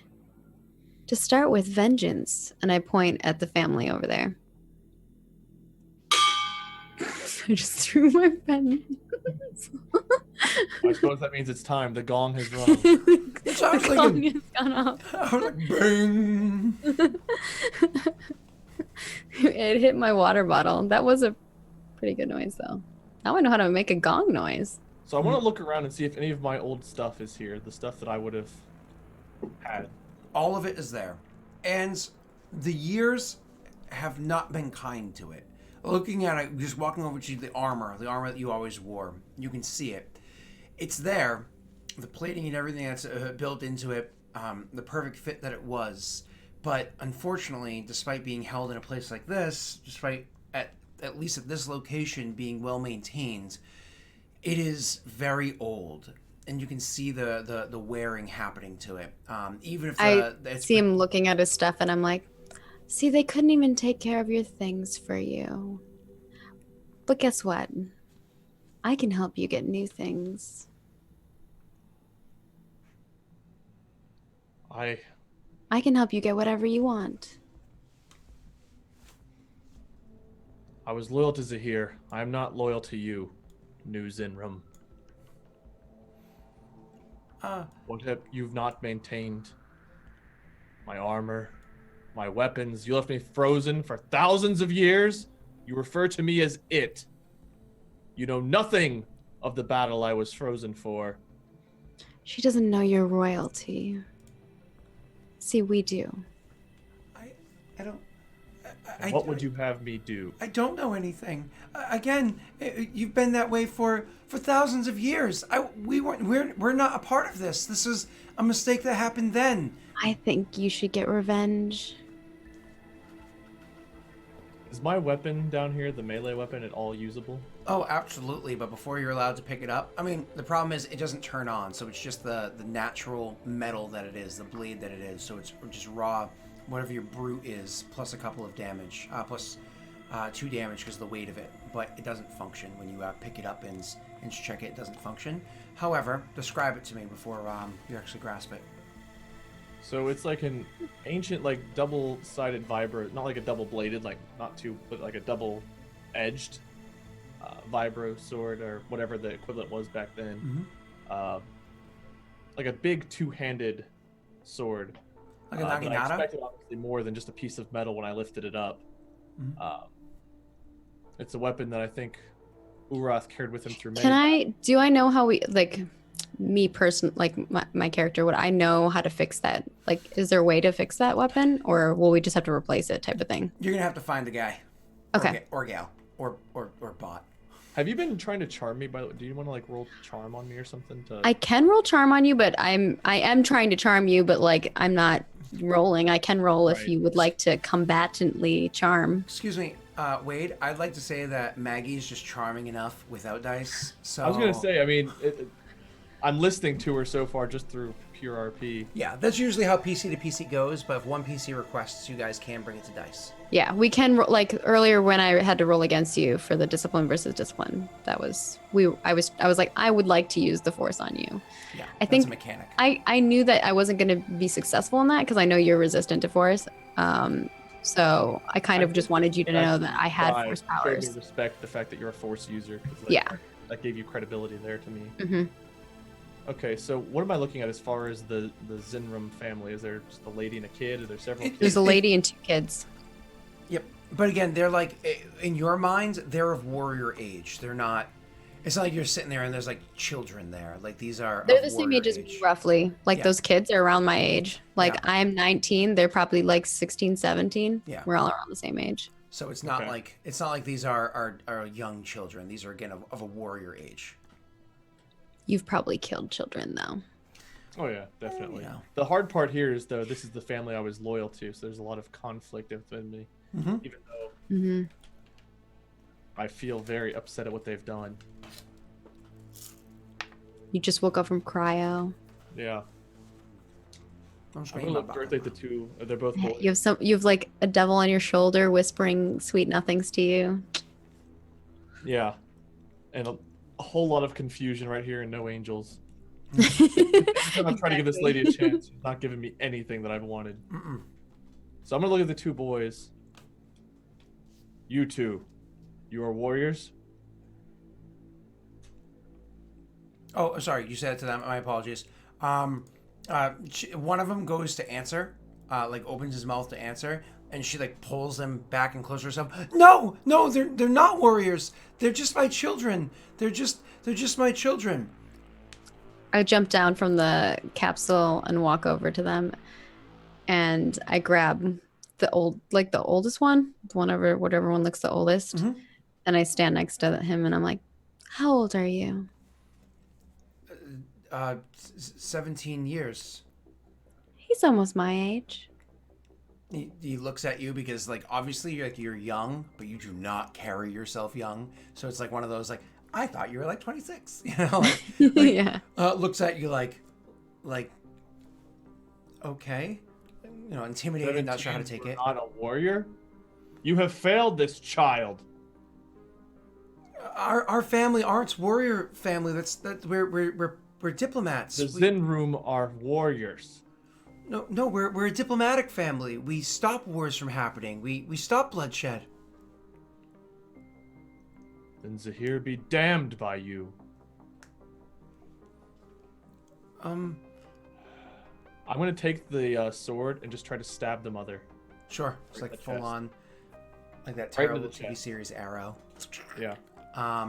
So you don't even have to make a roll. You just like you have Zinran be damned by you or whatever, and then you just go over and right into her chest. Like, ah! And as you do that, she shoves like her other son to the side so that he doesn't get hit by the blade or anything. So literally, there's a quick shove. So she takes it, and it's very very quick. Once you pull the blade back out, within moments, she just falls still on the ground. I mean, even with it being a weapon that doesn't fully function, it's still a devastating weapon. I'm gonna look at the two boys. In respect of Zahir, his great grandchildren or whatever descent you may be, shall live with the understanding that you learn and respect your history. Now I must go and meet your father. Let me take you to meet him. And I like kind of motion up the stairs to him, and I'm like, you first. I'm gonna trudge up the stairs. Before I follow, I'm gonna point at one of my guys and be like them, and give them the knock. No survivors. Of course. And then walk up the stairs and have them follow in suit. So when you turn back and you give that order, they already knew what their job was. So you give that order, and so the one that you give it to nods, pulls out their gun, and they start walking towards them. And then, of course, there's going to be a bit of blaster fire. I'm actually not going to allow you to hear this, Wade, because, once again, you just got out of this super long cryo sleep. You've been able to be aware of what was going on immediately in front of you because of just like this welling rage that was within you, gave this tunnel vision focus that allowed you to kind of make sense of what was going on immediately in front of you. But that tunnel vision focus is now aimed towards trying to find where the hangar is, not behind you. You're not even aware of it. But Maggie, what you also see, is the other one of you guys grabs from his backpack, starts pulling out the first of the charges that he puts into one of the walls in this room down here, and then goes over to another wall and puts another charge. As he's doing that, I look over at Urath and I say, "Are you ready, Urath?" I'm ready to speak to the descendant of Zahir. Talking. I was expecting more action from you. After all the stories that I've read I from do not even know your name, Charmer. Maybe I'll tell it to you someday. I appreciate you freeing me from my slumber, but I still not know why, other than this vengeance you claim. Well, I want to start with From making family. sure you're happy. And then we can worry about making me happy. I'm gonna hold up this like pathetic withered blade in my hand. I'll be happy when my items are restored, and when I can find out what happened to XR Kun, where I am, what year this is, and what has happened. I'll make sure you get all of those answers, and we'll get those things fixed. Thank you. I think. You might want to step back. And I step back. Oh, the explosions. Yeah. Yeah, so it's like. And as No, those- like, because he put the C4 thing on the wall, right? He's going to blow up the wall. Yeah. Exactly, yeah. And so they're doing that, and then as those explosions go off, other ones in different areas, you hear small explosions go off as you guys are upstairs and making your way through the facility. And just random places throughout there's explosions happening. Parts of the building are starting to collapse. You guys actually make your way out of the building. Those still 3 people that were alive with you at this point also make their way out of the building with you as well. You don't have any resistance whatsoever as you make your way through the building. You guys make your way actually heading towards the hangar. You walk past the ship that you would use to crash land here. Still standing inside the ship is that big guy, the gunner. He's standing there and is holding on to the gun. Now, Maggie, obviously you have to walk past the ship, like I said, to get to the hangar. But one of the things I knew you wanted to do is you actually wanted to stop into the ship because, as I had said, you had brought a couple of supplies specifically for him. He's not going to be able to waste his time getting like a whole bunch of different clothing on. He's still in his wonderful loincloth. But at the very least, you do have a decent-sized blaster that you can kind of... Oh, like, yeah, grab. yeah. I'll kind of put my hand on his or something. Mm-hmm. And I'll be like, hold on, dear. I have something for you. What is this? She motions for him to, like, come with her, and then she walks in to grab the things. Sure. So you go in, you actually are able to grab a blaster rifle and a force pike are 2 things that you had there because they're similar to what you know that his people used in the days of yore. I know they're not exactly what you like, but I thought they would be nice gifts. Thank you. At least somebody appreciates the art of war. What has Oh, I happened do. to the Zinram family? Why are they so weak? Well, let's go talk to them. Yes. As he's kind of like saying yes, all of a sudden you hear more blaster fire happens as a couple of other guards come rushing out onto the field, trying to, seeing that there's a small pocket of you guys still there, trying to catch them off guard. They actually do catch the crew that's with you off guard, and you see that the Ithorian that was kind of hacking into things with you, his back was to the courtyard and he was leaning up against the wall opposite where the mounted gun was. You see 2 blaster shots come through the front of his neck because his back was to the courtyard, and he just slumps to the ground. The big guy that was on the gun immediately turns around and starts getting the gun and starts trying to get it online, but it takes a little bit of time for it to start whirring and spinning so he can shoot the fire, and he takes 3 shots, one to the shoulder, throws him back, one to the chest. He stumbles back a bit and another one hits him in the head, not like a clean center shot but like a side shot, and he drops to the ground like holding his head, but he clearly is not going to be able to survive these wounds. Oh, that's a pity. I like those 2. They should have been better at their jobs. I agree. The other 2 whip around and are able to take enough cover to survive. This is one injured, one uninjured one, and they start returning fire. And they're able to drop one of the 3 guys that came out into the courtyard. That leaves 2 of them in the courtyard for you. And actually, with this, Wade, if you would like, you can actually engage them yourself if you want. You've got your rifle in your hand. Give me one second. Do I need to roll initiative or anything? No, you don't, because this is more of a cinematic one. So I am going to tell you that they are sitting at medium range for you, but I think your rifle can handle more than that. And if this is the blaster rifle I have on Scott just wants you to like feel powerful because you're so good with your combat rolls. Sure. Go Hulk smash on them. Do it. They're at medium range, you said? Correct, and I already have everything situated on my side. Unless you want to use the light side point, you just make your roll. Nope, I'm going to shoot the first one. Oh. Jeez Louise. Well, you take 3 strain, but what's that? 1, That's 2, 3, almost 4, enough to knock me out. That's what that is. 13 damage. Oh yeah, that's right, because you were all sorts of fluffed up. 13. Before he makes his I have next an ability shot, can I do inspiring rhetoric on him? You can, Maggie. You go right ahead. It's make an average leadership check. Each success equals 1 ally in close range to recover 1 strain. Spend advantage to cause 1 affected ally to recover 1 additional strain. Absolutely. So we'll see how that goes. I already have it set for you. That I will remove my force die because I'm not using the force for this. Just hope Eris isn't Cora with this. Oh, never mind. I say, nice job. It does nothing to you for you. Yeah, he barely put up a fight. Just means nothing. So, poor you got cord. So, that's funny. You so you roll and you try to inspire him. Actually, you can take back 3 of your own strain, Maggie. Oh shit, that's good for me. I took a lot of strain earlier. Absolutely. I'm sitting at 9 of 12. The 2 guards that are remaining, they start returning the fire because the only ones firing at them right now are this big Deshade person. They've already killed 2 that were standing there, and these 2 other guys. They actually focused their fire for a second, and the injured guy that was traveling with you, the one that got injured ages ago, as you guys first kind of, so as you encountered the guards and you opened up the door, he ends up dropping at this point, leaving only Maggie, the Deshade, and the uninjured guy that's with you, whose name hasn't been said yet. Who's Maggie? No, I'm just kidding. I got you. Arisvola. And so that would be leave it back to you again, Wade, if you'd like to return your fire. Sorry, the last one remaining guard. My apologies. He's at medium range, so I couldn't get to him right away if I. Okay. You actually hold on one second. Technically, you can if you accept 2 strain. You can double band move, and you can get all the way to him with your other weapon. And then knock myself out with strain. I don't know if I want to. I don't know how much strain you got on you, buddy, but I can tell you that you're going to heal some. 2 would get me till 11 of 12. Well, and then you.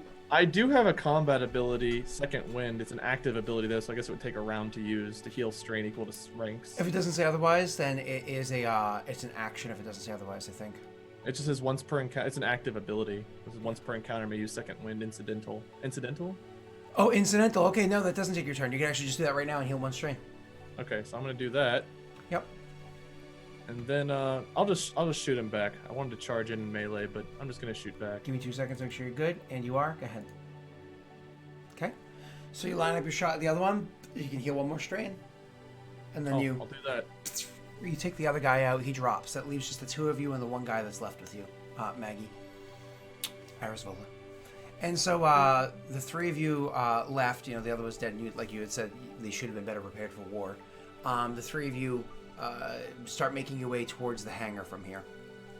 Making your way towards the hangar, you only come across 1 stray guard at one point in time, but he's actually already injured and he's taking pock shots from behind heavy cover. How do you handle that situation, Wade? I want to take the force pike Mm-hmm. and just shove it into his skull and put him down. So since he's not fighting. He's not fighting, right? He's just sitting there, basically. Oh, he was taking pock shots from behind heavy cover, so kind of like leaning out, not revealing himself much. But you can still do a similar thing, where you take the force pike, stay out of his line of vision, and just walk up to him, kind of go around, and I don't even want to look. Just as I walk by, I just want to stab him in the back or the back of the head as we walk by and finish him off. absolutely. As you guys are walking towards the hangar, you can see that out of one of the other buildings, 1 more person does come out and starts jogging across the courtyard to meet up with you, Maggie. One of your crew.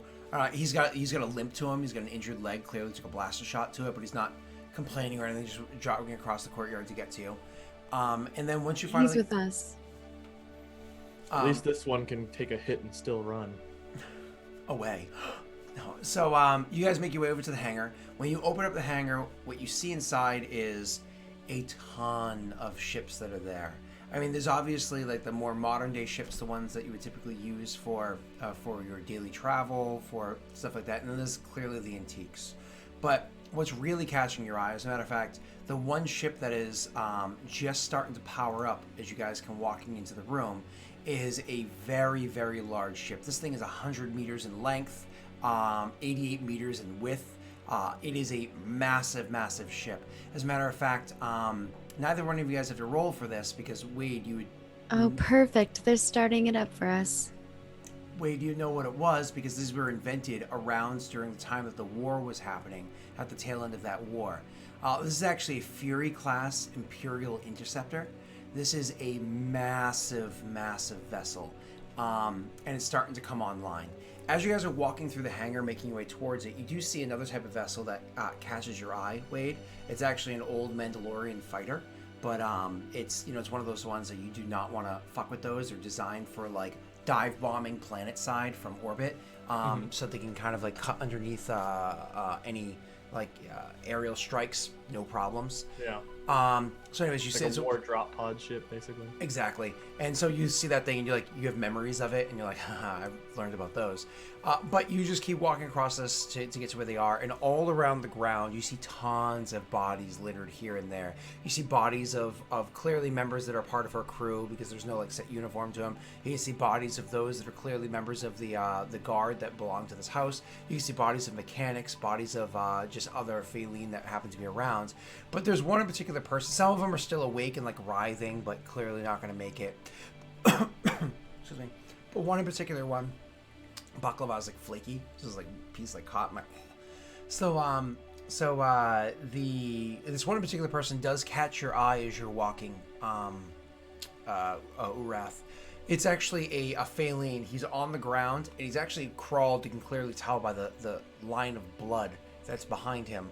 Has crawled a considerable distance from the spot where he was originally dropped. Actually, he's almost to a door off to the side. You see this person crawling away, and in a moment in your mind, you're like, well, he should have been better at war. He should have been a better warrior. But you can kind of like have a small degree of respect for the fact that he has the strength to keep pushing on. Because he's at least trying. He's not just laying there and whatever. Yeah, he's trying to live to fight another day. But as you're kind of like regarding that, that's when you come to realize he is in by far better finery, better clothing than anybody else that happens to be in this room. So that really catches your eye. You, Crawler, are you the descendant of Zahir? He looks back. So he like it's slow moving, but he turns and looks back and sees you standing there, and his eyes widen a considerable amount, and he's like, "Yes, that's my grandfather's name, but I'm sure that's not who you're talking about." Why are you sure? What year is this? Not one that you would recognize by most How people's long standards. have I been asleep? Oh, we're still on this. I'm sorry, Charmer. I do not just take you at your word. It's okay. I'm not lying. Tell him, what year is it? It's been nearly 4 millennia since you were frozen. 4 millennia. Yes. Did Exar Kun's plan succeed? The Sith ruled the galaxy for a long time. But then they fell. Do you still serve the Sith? There are no more Sith. Why did you leave me frozen for 4 millennia? The last time one of you were thawed was about 12 years ago. You were thawed and Who? I actually have this answer. I can't think of the name off the top of my head. I'll get back to you. Dusheen. I actually have this answer because he existed during 38, blah, blah, blah. Wade asking all the very specific questions. Yeah, fuck you, This is Wade. gonna be tough on everybody because my knowledge is like I'm gonna know nothing about where I am or what's going on right now. No, you're Oh, yeah. fine. Totally understand. I actually can get that answer for you though. So this is old. My character didn't know the answer, otherwise she would have told you. I can get it. It's probably gonna be the last one I open because that's just the way life Was it works, right? Akgal Usar? Was that the one? I don't believe so. No. No, there was one more after that, right? Destruction of legitimate Battlemaster. 1 second. I want to get the correct answer for you. What are you looking for exactly? The one that was actually awake during the modern era. Is it Akval Vusar? Maybe that is the one. He was 3600 BY. 3632 BBY. Well, there's one of them that served actually during around the Battle of Hoth. I can't remember his name. So he says the name. Released on Yavin 4. Yeah, but Yavin 4 has been released like 100 times. By the That's it. Outlander. Yeah. So we'll actually get that answer back to you shortly. So he says the person's name, the NPC's name. Oh, Ket Malice, maybe. I think he might be the one. Yeah. So he says the person's He name. was around during the Rebellion era. That's what you're talking about, right? Yes, correct. So anyways, Ket Malice. Okay. So he says the person's name. He says was released about 12 years ago, and it was devastating what he was able to do. There was a pact that was made a long time ago that we would call you to arms when we needed you. But the war won shortly after you were frozen. And we have called you. And there's almost none left. You're one of the last remaining 4. Then you have failed my species. Do the Sith currently rule? I told you, the Sith are no more. And you didn't wake me. You allowed the Sith Empire to fall and left me asleep. I'm not even going to let him answer. I'm going to raise my blaster and fire. Okay, so he actually takes a breath to respond, but like you said, you raise your blaster and fire. It doesn't matter the distance. It is a still target that has no maneuverability. He's no dodging or anything. You just fire. It's a clean shot through and through, and he just drops. Charmer, what you've said is true. This family has betrayed me. See, I wouldn't lie to you. If you're any Sith, you would. But you'd pick the right time. I will go with you for now, to go on this vengeance expedition. What do you need of me? You've lost many men in this pursuit, I can tell. Was all of this to get me? Seems like they're starting up our ship. Why don't you join us? Then let us depart. You guys make your way over onto the ship. As you come aboard the ship, the two, one limping, one not, come aboard behind you. You see that Kuka is on the ship as well, sitting there comfortably, cleaning out the barrel of their gun, making sure everything's fully functioning and whatnot. And Kuka actually looks around, and you see that luckily one of your pilots survived, but it is not your best pilot. It's just somebody that can get the job done. And then you know that one of the other people came along that it was one of those like, can anybody else pilot? And they kind of like raised their hand, but it was one of those like, I've helped pilot before, and you're like, that'll do. And this is not look at the name tag and say, oh, Kyle, is it? This is not the ideal crew for anything that you need to be that you need done. But what has survived is that the 3 of you plus 4 others have actually been able to pull through. But as you guys are on the ship, it powers up and it starts to move forward. So as it comes online and takes off into the air, it's only in the air by about a meter or two, and it starts flying forward as the hangar doors are opening up. The hangar doors do open up for it, and then the hatch opens up one more time as finally a last crew member pops on as well. And they come walking up, and this crew member shuts the hatch behind them so that you guys are able to fly through and start taking off. But as you're taking off, Kuka happily pulls out a little handheld device with a button on it. And you can clearly tell that they're excited to press the button, but still, you guys have a wonderful relationship together. They look to you as if to ask, do you want to? I think we should let our new friend do it. Shrugs and tosses this strange-looking handheld device over to you. It's again a strange-looking handheld device that when you hold it, it has like the part that goes around your fingers that actually has a curve to it that would go easily fit comfortably in the fingers of somebody much smaller than you are. Almost looks like some sort of trigger or button or something like that. But again, a strange handheld device. Is it fair that I recognized as some kind of detonation device? I mean, yeah, because you're a creature of war. But you've just never seen this model before. Is there a window near where we're at? The only window in the entire vessel is the one that's that is at the very front of the ship. So you wouldn't be able to see. But there is, of course, screens and displays to show things that are happening around because the ship is covered in sensors. Okay. I motion you to follow me, and we walk into the bridge. Is that what it's called? Yeah. Mm-hmm. We walk to the bridge, and who's the pilot that's alive right now? So this pilot is actually going to be a human. His name is Volton, and They have almost no personality whatsoever. Again, it's kind of one of those like you took them because like you knew they could fly a ship, you knew that they could shoot a gun. They were cheap. Honestly, it was just like this is somebody that they can press the buttons. You know?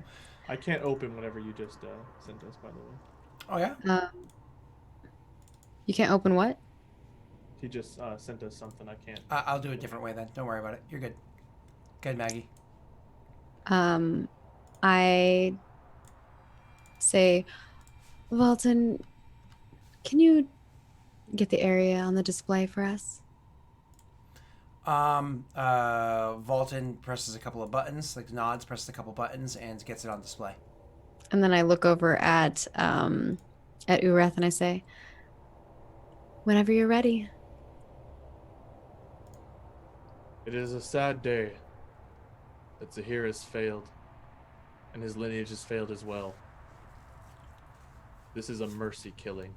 With that, I'm going to press the button. Pretty much the entire crew, what they were doing is they were setting up explosives all over the entire place. There's a reason why Arisvola wanted to do that, and so she gave them orders. No survivors, no anything. And so the entire thing just starts exploding. The whole compound starts exploding to destroy everything that's left behind. Again, of this particular Falleen family, this is not every member of the family. This is not every home that they own, but this is certainly their biggest home, their best home, and one where they have most of their prized possessions.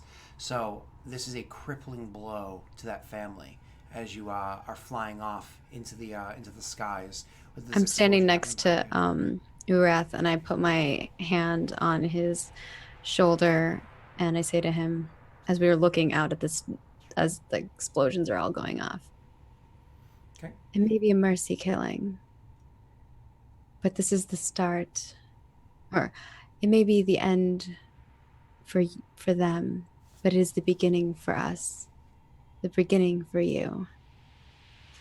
And with that, we are going to take our break because that was a much better ending than asking more questions. I wanted to do an inspiring rhetoric. That's right. No, you're fine. You're fine because this is the end of the scene. You guys are going to be able to heal everything back. Oh, okay. So you guys are flying off into the skies. We'll take our next break and we'll come back shortly. Okay. So everybody, go pee, go eat some food, some baklava. See you soon. Baklava.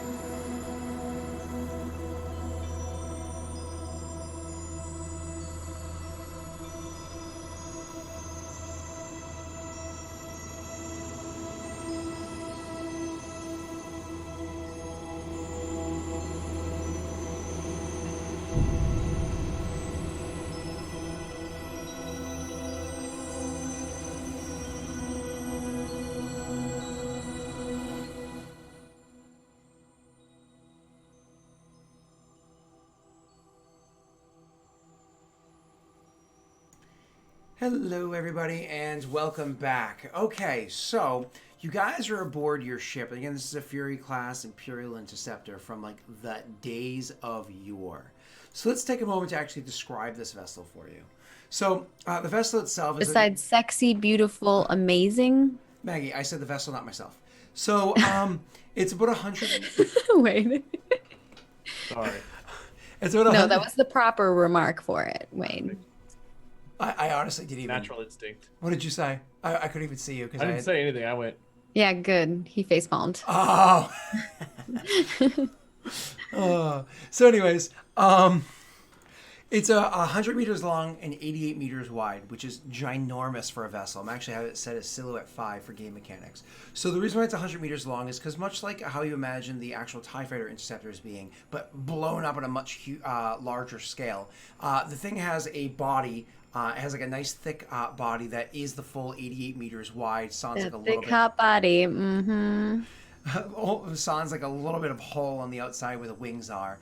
But the actual like length of the body of the vessel itself is only about 50 meters long. But then the wings that come off of it, almost like blades coming forwards, are what make up the other about 50 meters of the length of this vessel. So the actual, it's only about 80 by 50 for the actual part that you guys are going to be settled in.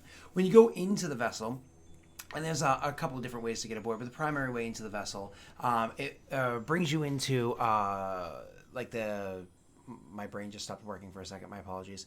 It brings you into like the area where the boarding ramp is, which goes immediately to where escape pods are, going around the corner and into the main general area of the vessel. There's a huge hollow terminal there. These hollow terminals were used during times of war to actually pull up, and this is what Maggie said, like, oh, show the display. The hollow terminal actually will show up big battlefields where ships are and whatnot, so you could actually make battle plans and coordinations. If you're hovering over a planet, it'll actually show like the system in an orbit and where you are there. The hollow terminal is this huge table-like thing that has just incredible displays to show you accuracy on a much bigger scale than like a handheld. I see, you know, Princess Leia talking to me or something, right? Also inside that main area goes off. I do have one of those handheld things he's talking about. It goes off to a whole bunch of different rooms. One of the rooms it goes off to is the cockpit. The cockpit is actually almost Star Trek feeling in the sense that when you go into the cockpit, it's actually a very large room with a whole bunch of computers that line the walls, but there's 3 seats there. And the very front of the cockpit, because of course there's glass in the fronts that looks outwards, and the glass looks the same as it does for all of the Imperial ships that you see for, like, again, the more modern movies. So it has that glass in the front, and immediately in front of that glass are the 2 pilots, the primary pilot and the co-pilot. However, removed back from them and a little bit higher up on a platform is the captain's chair. The captain's chair actually doesn't have direct control over anything most of the time unless they take it, because the captain is usually just there to give orders. This is where usually like a Sith officer would sit, but not necessarily be a pilot or even a dark side big force user themselves.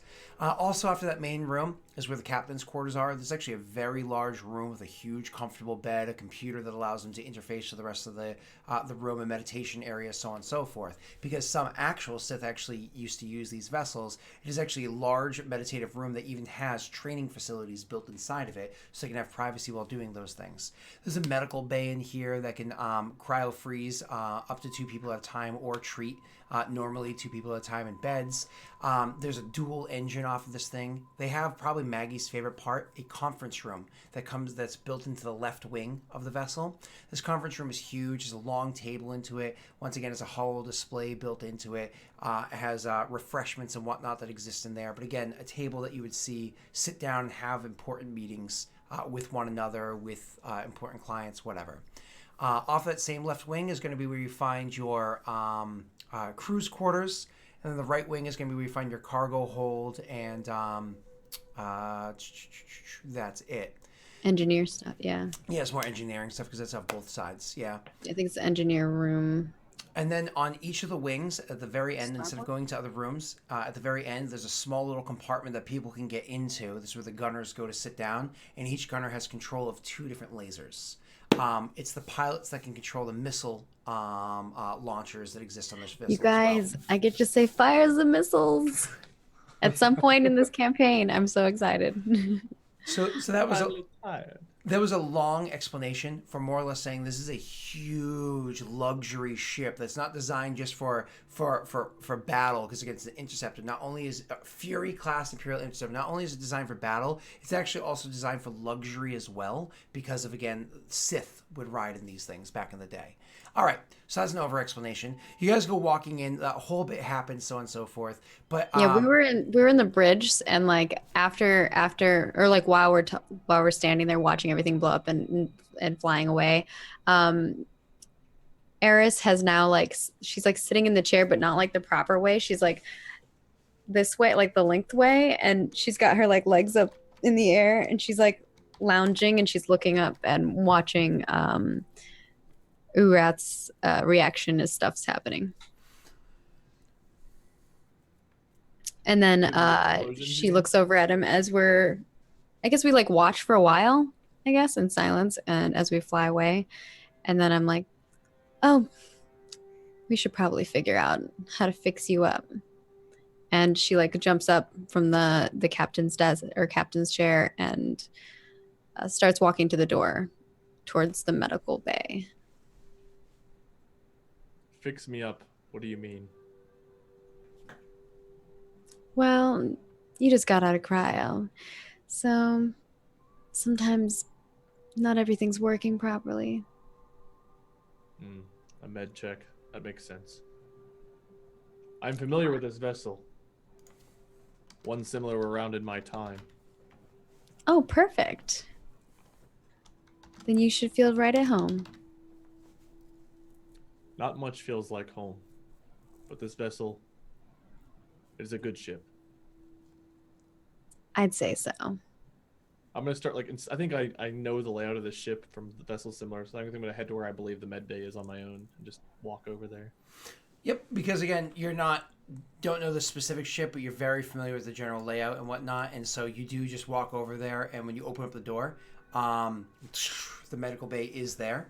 As you go walking in, you look around, you can actually see that there is, as I described, 2 beds that are there, a whole bunch of medical supplies, and 2 cryo tubes that are set there. There's also a Bacta tank. My apologies. I was mistaken. There are not cryo tubes. I'm so effing stupid. There's 2 beds and there's 1 Bacta tank that's inside here. I was thinking Mass Effect for a second, not Star Wars. So there's 2 beds and 1 Bacta tank that's in here. However, when you go in there and you see the Bacta tank and whatnot, I imagine that's not really your concern. You're just kind of like looking for something to treat yourself quickly, maybe even medications. Yeah. Mm-hmm.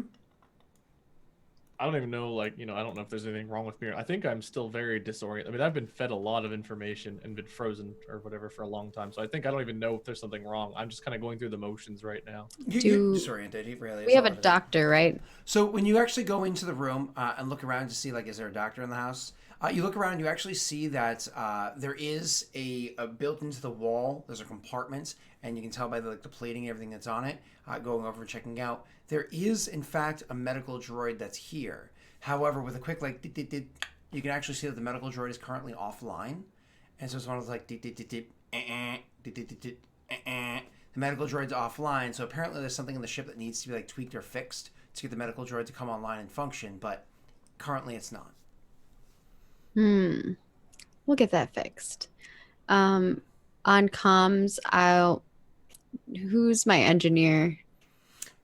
So you said it's just kind of open up comms. You go, who's my engineer? The same guy that was piloting the ship. So that after a solid 30 seconds of silence, the same guy that was piloting the ship responds saying, guess it's going to have to be me, Captain.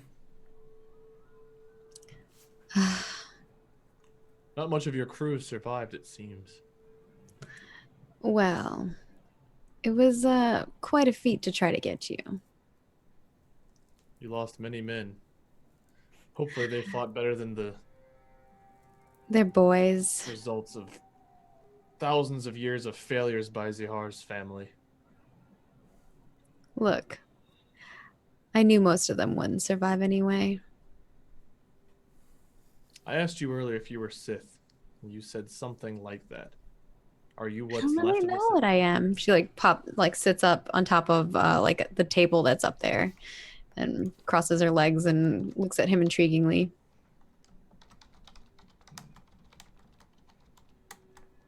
You have many similarities. You will do. I appreciate you freeing me. I owe you a debt. Wow. Isn't that nice? Well, for me, I get your company even longer. Like a Sith indeed. I think he's gonna like flash the closest thing to a smile he can. That's probably creepy. Your like whole mouth opens up and all your Yeah. teeth are showing. Yeah. Yeah, it's not a pretty Oh face. god. Nightmare fuel. So Charmer, what is our plan? Well, Get a new crew. Do you have more men? that's a whole other situation. Um, working with somebody, they usually hook me up with people. Good. When is the next war? Is there a war? Except for Kuka, who you met earlier. Kuka's with me. Kuka doesn't say much. I like that. Same. You, on the other hand, ask a lot of questions. I'm normally not so inquisitive, but you have to forgive. It's been a long time and I needed to know before I acted. I owed that family a great debt, but it seems they betrayed their past. Seems like they owe you. They'll pay in blood. And look what came of it. For now, I just need to have one last question, and that is, what is my purpose? Well, I have a purpose for you. If you'd like to take the offer. I have not much else to go for right now, so I'll hear you out. Well, you see, the general that I'm working with, we have some plans to form our own empire. Finally. One where we lead. You remind me of Exar. This is a compliment. Thank I will you. help you. We must get a crew, build an army, and conquer the Jedi Order. And the Republic. There still is a Jedi Order and a Republic, I assume. There is, right? Jedi Order? No. No. Remember the Jedi? The last Jedi is Luke Skywalker, and I think Mike said at this point in time he had just. Sorry, he's still doing his training. I think at this point in time. Okay. But like nobody Well, knows like where he is. It's not like common knowledge. He's I still just doing his don't training. think the Jedi are going to be a problem for us. Should I roll to see if do I know that Luke Skywalker still exists or no?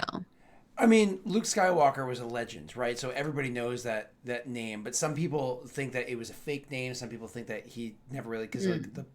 But you, however, because of the fact that your character knows, because it's part of your story, you know that the Force is real. You know that Jedi were real. You knew that Sith were real. Sith is like a strange word, but it's a word that you knew existed at one point. And I kind of teeter the line because I actually really don't know what I am. I'm like, am I Sith? Am I a Jedi? I have no clue. Because you don't understand the definition of what those are, but you understood kind of what they represent. I kind of teeter the line too. I like use the light and I use the dark. Exactly. However, whatever will I want. So I'm very untrained. You believe he existed, but never actually saw him yourself. You know what I mean? But you don't know where he is or anything like that. That's again rumors. Yeah. So in response to you, when you say that monologue, well, I don't think the Jedi are going to be much of a problem for us. So you can check that off your list. So, the Republic's greatest ally is dead. And they shall not pose any threat at all. I wouldn't say at all. How many Sith like you are left? Luke Skywalker out there somewhere. Luke Skywalker. I do not know this name. He is our enemy. Yada yada, young Jedi. Some say he's not real. Well, not that he's not real. For his sake, I hope he's not. What was that? For his sake, I hope he's not real. Well, he's real. Just Some people don't necessarily think that that's his name. If he's an ally of the Republic, we will crush him. I think we will. How many something like a Siths do we have on our side? Right now, what is the situation with the Sith, Derek? Again, Sith is one of those things where It's like- nobody's believed Sith have seen existed for a long, long, long time. Because like, was Palpatine and Vader and whatnot a Sith? Yes, but that word was never used to describe them amongst the general populace. You know what I mean? Like Palpatine had those conversations with Anakin, sure, but like that was not knowledge that existed beyond a few members of the Jedi and so on and so forth. Like it's a no, you guys, most people don't even know that existed or that they were them. Palpatine was just the Emperor, and now he's dead. They didn't necessarily know that he was even a Force user. That's like, again, rumors that most people haven't even heard. So, okay, cool. So we don't know. So there aren't really any Sith No. that we know of. Yeah, and so people that are asking in chat, this takes place after the 6th movie, right? And before the 7th. Yeah. So we're in year 16 ABY, pending Mathis's decision of maybe changing that. Kylo Ren is like a 9 or 10-year-old, somewhere around that, I think, in this time period. He's very Yeah, young. he's like, 9 or 10 or 8. Yeah, 9. Yeah, exactly. So this is between episode 6 and 7. Because Mike wouldn't give me a specific year when I finally got him to text me back. I was like, it's been what, 8 sessions now, Mike? You still don't have the year, but it's like it's something like ABY 16 or something like that. So about 12 years after episode 6. Sorry, after episode 6 ended. Thank you, Maggie. Yeah, because episode 6 ended at 4 ABY. Exactly, and because there are questions about it, Maggie's character is neither a Jedi nor a Sith nor a Dark Jedi nor a Light Sith or anything like that. That requires some sort of training by somebody who has who's giving you guidelines. You're just a Force user. Some people could use the phrase gray, but again, Jedi requires training. You're none of that. Bringing it back to the table, literally, because I'm sitting on the table. She looks up at him and she's like, well, the Sith don't really exist either. That's all right. We'll You've find come others. into a weird place. Train them to I fight for understand us. why you have so many questions. But if you are wondering what your purpose can be, well, I'd like you to train me. Teach me the ways of the Sith. Captain, you didn't say whether or not you needed the mechanic to work on anything, so I came to find you. Oh, as he comes through the door. Yeah. This thing isn't working. Is Your it medical droid has failed. is it who is this guy? This is Urath. I can hear you, you know, pilot mechanic. Where did we get him? This is what we came for. I thought you said you're coming to get something. Thing? I had to get them to agree to come get you. I Not stand here everyone would before be you, on- pilot mechanic. Do I look like a thing? I was told we're coming to get a thing. I Does he don't look like a thing? know. Exactly. Now do what I told you. And what were the 3 rules I gave you when you joined? Well, but I don't know if I'm supposed to be flying the ship or What? fixing the. Were the 3 rules I gave you? I know one of them was shut up, Yeah. Let's go with that one. but fly or fix, which There's a co-pilot, right? yeah, there is, yeah.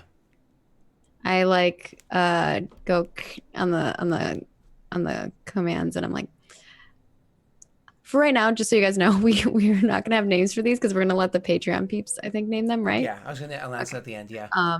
So I'm just gonna call them by their utilitarian usage. Yo, co-pilot. Yeah. Co-pilot, you think you can handle the ship? Yes. says the other person, like unsure of themselves, but saying that they'll do it. He's got it. Or she. I don't know. They've got it. Handled. And so this person goes over and starts trying to fiddle with the door and what the interface is and so on and so forth. Again, 4,000-year-old tech. It's one of those like, trying to figure it out. You guys can continue conversation if they interrupted. Yeah, I look back at you and I'm like, so what do you think about my proposal? I can do what I can. I am not myself attuned with the Force, but I am well aware of it. It's been a long time since I've tried to train anyone, but I'll do what I can for you. You are young, but these men, they fear you. That is good. That's a good step toward becoming a Sith. If you are not already, Charmer. You can call me Eris. Eris Vula. Eris the Charmer. Very well. I don't know where to begin. I'd like to take some time just to, I don't know, wake up. My house is your house. We'll begin tomorrow then. And with that, I'm just gonna like walk away and go to like a storage. I'm gonna go somewhere just to like sit and think. Okay. And I'm gonna lean over and look at the engineer, the engineer pilot, and say, "Are you done yet?" No. How long is that gonna take? Maybe a couple of hours or a couple of days, even to find out why it's not working. So slow. And she gets off the table and walks away. Okay. And he like kind of like watches you as you walk out the door, but it's not one of those like lewd stares. It's one of those like oh, thank God she left. Oh my God, she's gone. Thank God. and goes back to work. So at this point, you're gonna have the Urath is actually gonna go and make his way. Would you just choose like a bed, like a random bed? I don't know if I go to a bed right now. I think I just go to like a storage. I go somewhere where I don't expect anyone to walk in, just so I have time to myself. So there is literally the what you call it, the cargo hold, and the cargo hold, because this is not a ship that's meant to be flown, is completely empty. Like no cargo holds are completely empty. They always have like stray boxes. I do regret not taking that Sith statue. Completely empty. So you can go in there. Just letting you know my internal struggle, Scott. I hear you. But I know that my character would not be worried about it. No, of course. Especially since like, which Sith was it, Scott? Which Sith was it, Scott? And so anyways, you go in there, you go shut the door. Nobody's gonna bother you in the cargo hold. It's completely empty. So you go in there, they leave you alone. I'm actually gonna say for you, Wade, that the Urath ends up sleeping a solid 2.5 days straight. It's not a restful sleep. It's one of those like tossing and turning, wakes up for an hour, is delirious for a bit, falls back asleep, has horrible nightmares, wakes up like screaming and ready to fight, makes his way around, probably like at some point in time, because I imagine she's trying to take care of you, she would have people like put food right inside the room, and maybe even as like a door shuts at one point in time, you like immediately like jump to your feet and like throw a fist against the wall and it's a loud bang. It's very, very difficult for you to come back after 4,000 years of cryo sleeping. After you finally do get that rest and kind of we'll pull the attention back over to, which you'll do in a moment, your character is more or less back to being normal. You're still confused, you're still angry, there's still like a lot of that happening. You still have got a headache that hasn't gone away in days, but it's no longer like a splitting migraine. It's now just like this dull headache that you just cannot get rid of. And whether a character chooses to take any form of medications, it does not make it subside. So anyways, while that's happening, you're actually going to receive word from your general there. What's your name? Eris. I'm going to eventually memorize that name. It's going to happen. I swear it. Okay. So the general's messaging me on my personal holocom or the ship? Certainly not the ship, because doesn't know you have the ship yet. This was not This is a you task. This was not.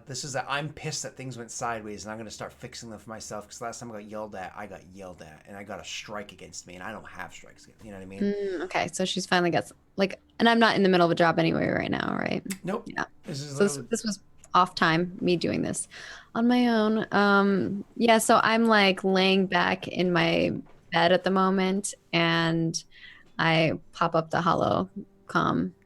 Okay. So this is not going to be her directly speaking to you, not this Mhm. time. Though of course you do have direct relations with her. This is actually going to be one of the people that handle these situations for her normally. So this person is going to be a human as well, and What so kind of babysitting does she want me to do now? nice. I was going to say, and the fun thing about this human is that you cannot stand them because they like to think that they are smarter than you and like to try to like speak down to you. But you know clearly, not only are you more intelligent than them, but you could crush their mind if only you weren't going to suffer severe penalties for doing so. You know what I mean? So, what babysitting does she want me to do now? And the response is, "Good morning to you as well." Oh, yeah, that as well. Hmm. Hard to tell these days, though. I imagine after the failure that you had last time you were sent to do a task that it's been difficult to, your mornings probably haven't been that good, have they? I meant that I'm not on a planet, you idiot. So there is no day or night. I will make things a little bit more simple for you then. My apologies. Um, so how's your ship holding up, by the way? Oh, it's beautiful. I'm I'm sure it is. You found somebody to fix it for you? I got a little bit of an upgrade. Fury class. Living is good. Don't even know what that means. But Yeah, because your little mind couldn't comprehend it. so, as for the job that you need to take care of, again, always Finally, I was getting sick of this small talk. always happy to kind of like dole out orders. There seems to have been a little bit of a mishap that went recently. There is a shipment of weapons that was supposed to be delivered 2 days ago and has not arrived. You're going to be getting on the scene a bit late, but I need you to go and find out what happened to those weapons. Why didn't they come to where they needed to be? And where it was that they went. But most importantly, retrieve them. We need them. They're important. And where were their last coordinates? She said she like you as you ask that, like the coordinates got sent over to you, which you can plug into the astrogation, and it would tell you where the planet is and all that stuff. So she sends it over to you. Any last messages from them? They informed us that they saw the. They informed us that the weapons had arrived to the last holding facility, the coordinates that you have there, before they were sent. Before they were supposed to be shipped to where they're going. Well, let me get you those coordinates as well, and send you the coordinates of where they're supposed to actually make their way to, which is in fact actually the location that she currently is with your general. Is more or less it was her insulting way of saying here. Um, uh, as well as the location where they're supposed to be as well. Um, I see what you did there. I get that. hmm. Mhm. So if you could just fetch those for us, that would be wonderful. Great. I'll just fetch them. Thanks.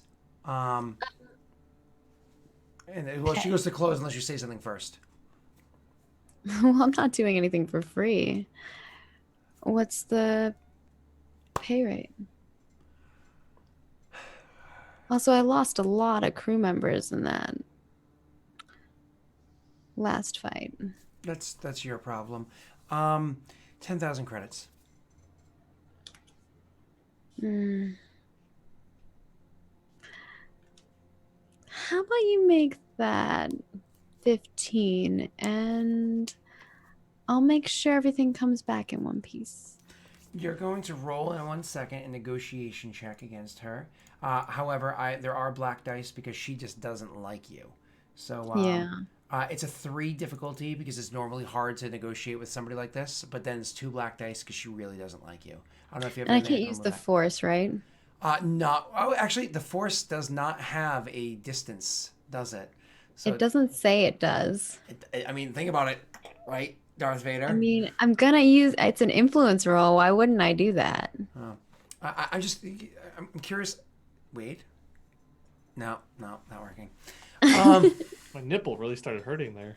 You know what? That's kind of like, so Yeah. so there's a twisting motion going on.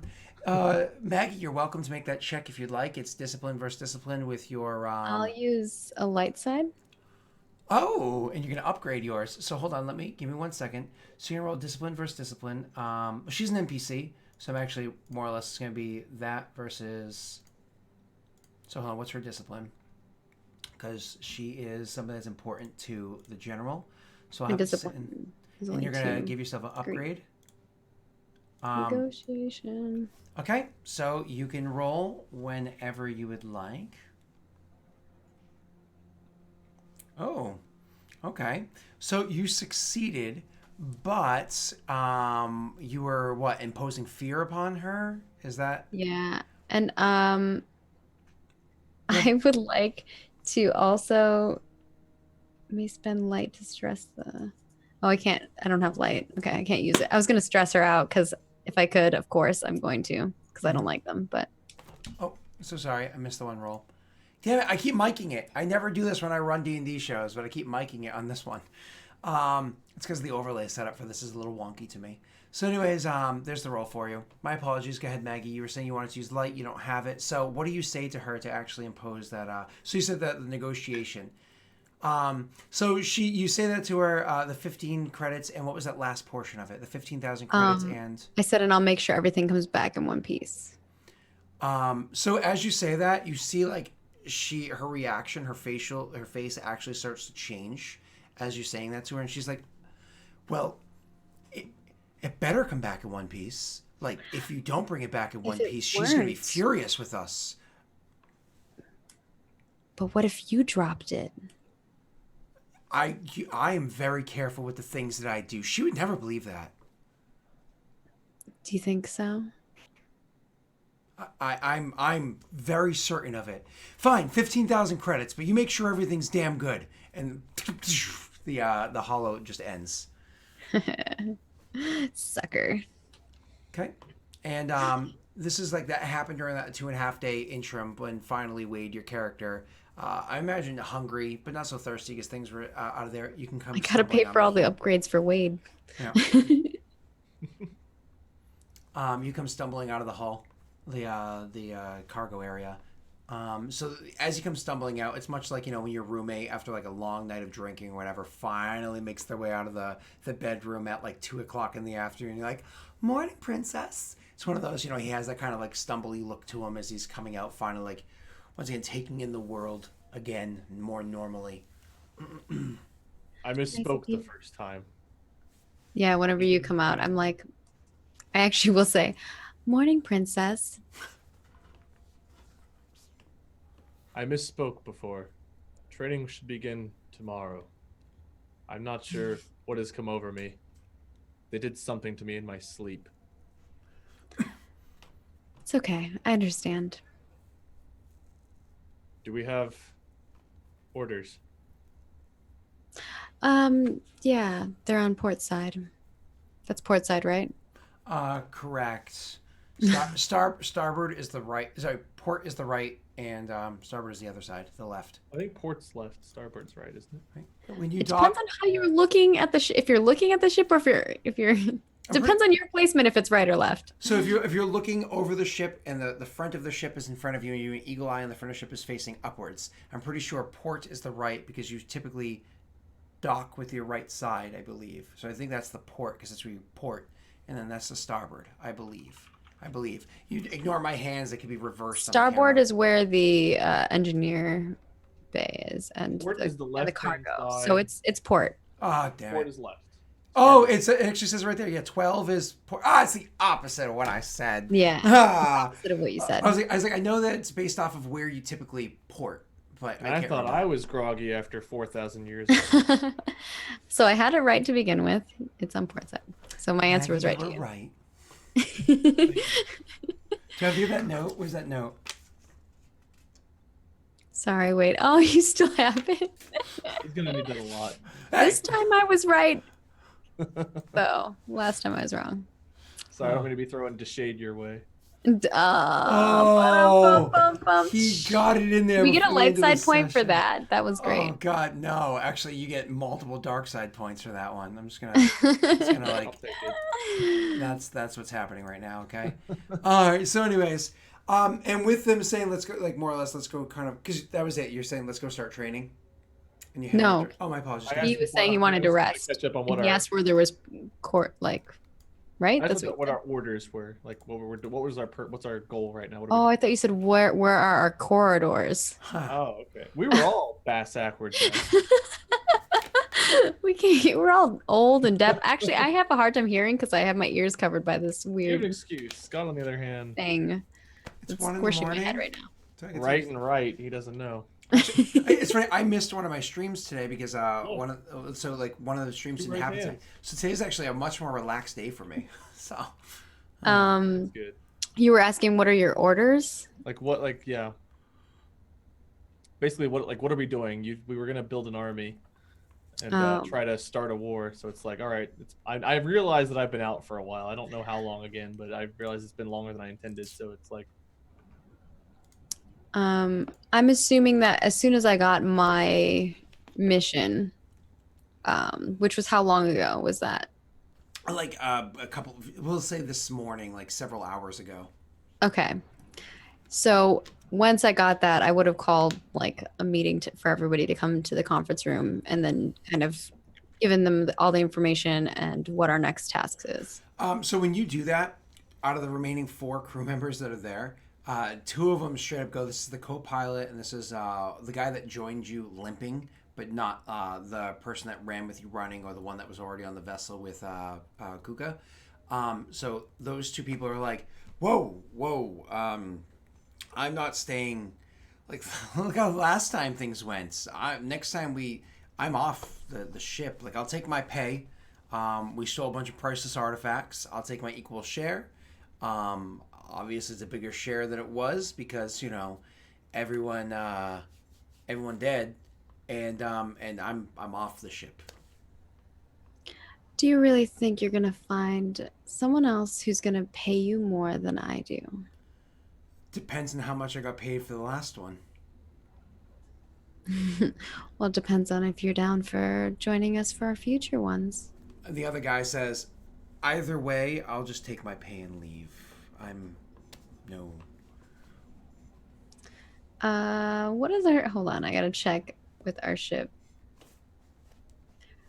We don't have like a way to like knock someone out of the ship, do we? I mean, you do technically have an airlock. It's if you're looking at the ship, it's the bottom center. It's the airlock area. You also have the cargo area, which is completely empty. So if somebody's throwing the cargo bay, you can just open the cargo bay door. Yeah, and just... you can close the escape pod area and put them in the boarding ramp, right? Yep. Or again, the cargo area. Either one of those work. So. All right.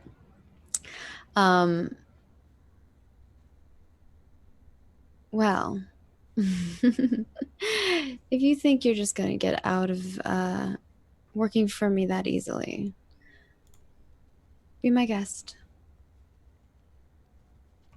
I mean, I just want to take my pay and leave.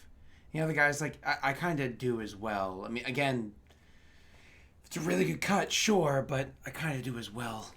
And so the 2 of them just like seem like they're completely out. You can even tell that the other 2 that are sitting there are like, honestly, it doesn't sound bad to leave, but at the same time, I'm willing to hear what she has to offer. Like, I'm willing to hear what's going on next. You know what I mean? Let me do some math really quick. I'm assuming I missed the meeting, right? I was still passed out for that. How many of them are there? There's 4, 5. Mm-hmm. 5. There's 5 of them remaining. My apologies. Yep. Plus the 3 of you. Yep. So 8 of us. 8 of you. Yep. My apologies. Yep.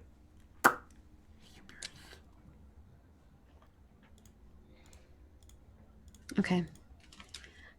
How does 930 credits sound?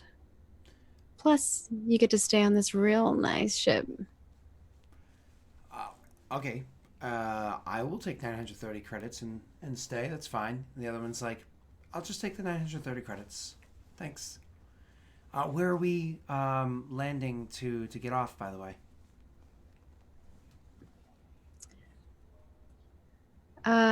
What's the coordination, the coordinates that was given to me where the weapons were last seen? Where was that at? You actually, it doesn't really matter at the moment because that's going to be for the future. But Hmm.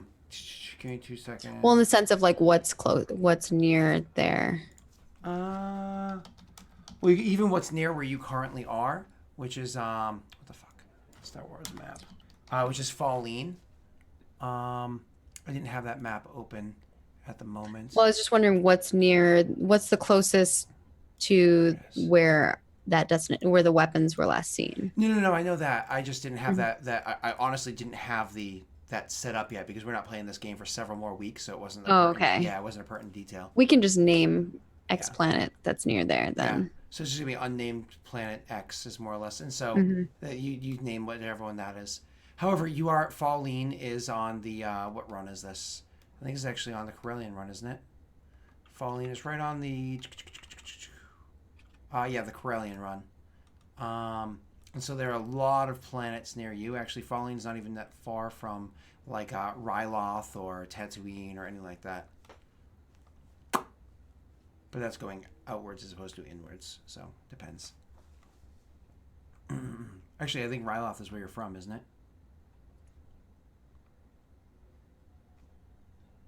Maggie, What? isn't Ryloth where you're from too? Ryloth what? Isn't Ryloth the name of your home planet?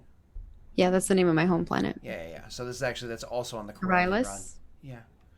I think. But anyways, so Planet X doesn't matter.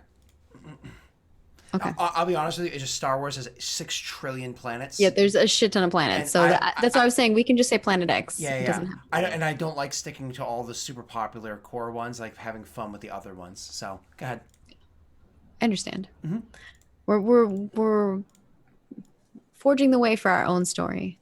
Yeah, exactly. Yeah, so I mentioned that planet, Mhm. and I'm like, but you won't be going. Yeah, no, I just want to get off at whatever planet's nearby. Yeah, you'll be getting off. Thank you.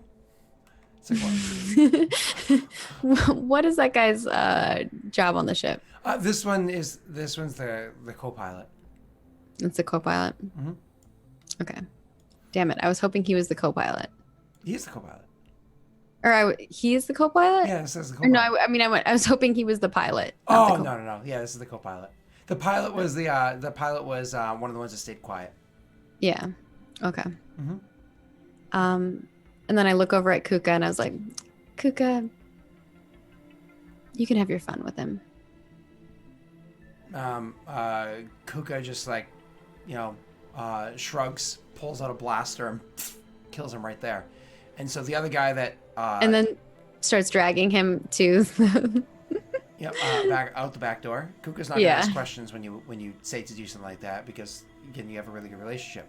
So the one that was questioning before and it was like, "Oh God, I'm glad I chose to keep the credits. Is that what happens when you quit the crew?"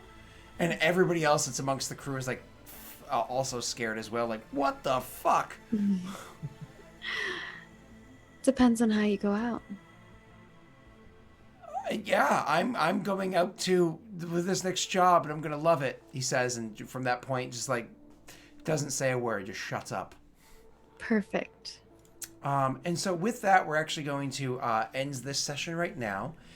Before we say our who we are and what we're doing this week and all that stuff, I do actually want to announce that one of the reasons why I left the crew's names, as Maggie was saying earlier, unsaid is because part of our Patreon of a certain tier is that you actually get to design an NPC for the different games. That changes for the month, so on and so forth. So I wanted to do it because it's going to be a few weeks before this particular Star Wars game is played again. I want to actually throw it out to the Patreons, to the patrons of Patreon, that if you want to come up with one of the crew members, Maggie actually has a list of crew that she needs. And so if you want to use this opportunity to fill up one of those spots, Maggie, Name our crew. you get to name the crew and even give some slight details to who they are for characters. So, Maggie, who did you need on the crew? What were the different Okay. positions? So, what I would like to have crew wise. Assume they're all empty. Also, can we do like one more thing after this? Sure, if you'd like. For Wade's character. I wanted to have a pilot, co-pilot, engineer, doctor, and that's kind of the crew that we would have, other than anything else that Delric decides to toss our way throughout our journey. And then the doctor is actually specifically going to be a medical droid. Yeah, you can name our droid. The droid that's currently locked in the closet. It is not going to be an HK series droid, but it can be a very, very old model of droid. It's not an HK series, but it can be a very old model of droid that is locked in the closet in this old vessel. What's that bounty hunter droid from like episode 4? Whenever IG-88. Yeah. Yeah, it could be an IG series, technically speaking. Good. Yeah. Not a. Who will be the HK first series. Patreon to be killed by Maggie? Probably the first Patreon made. Oh, that's great.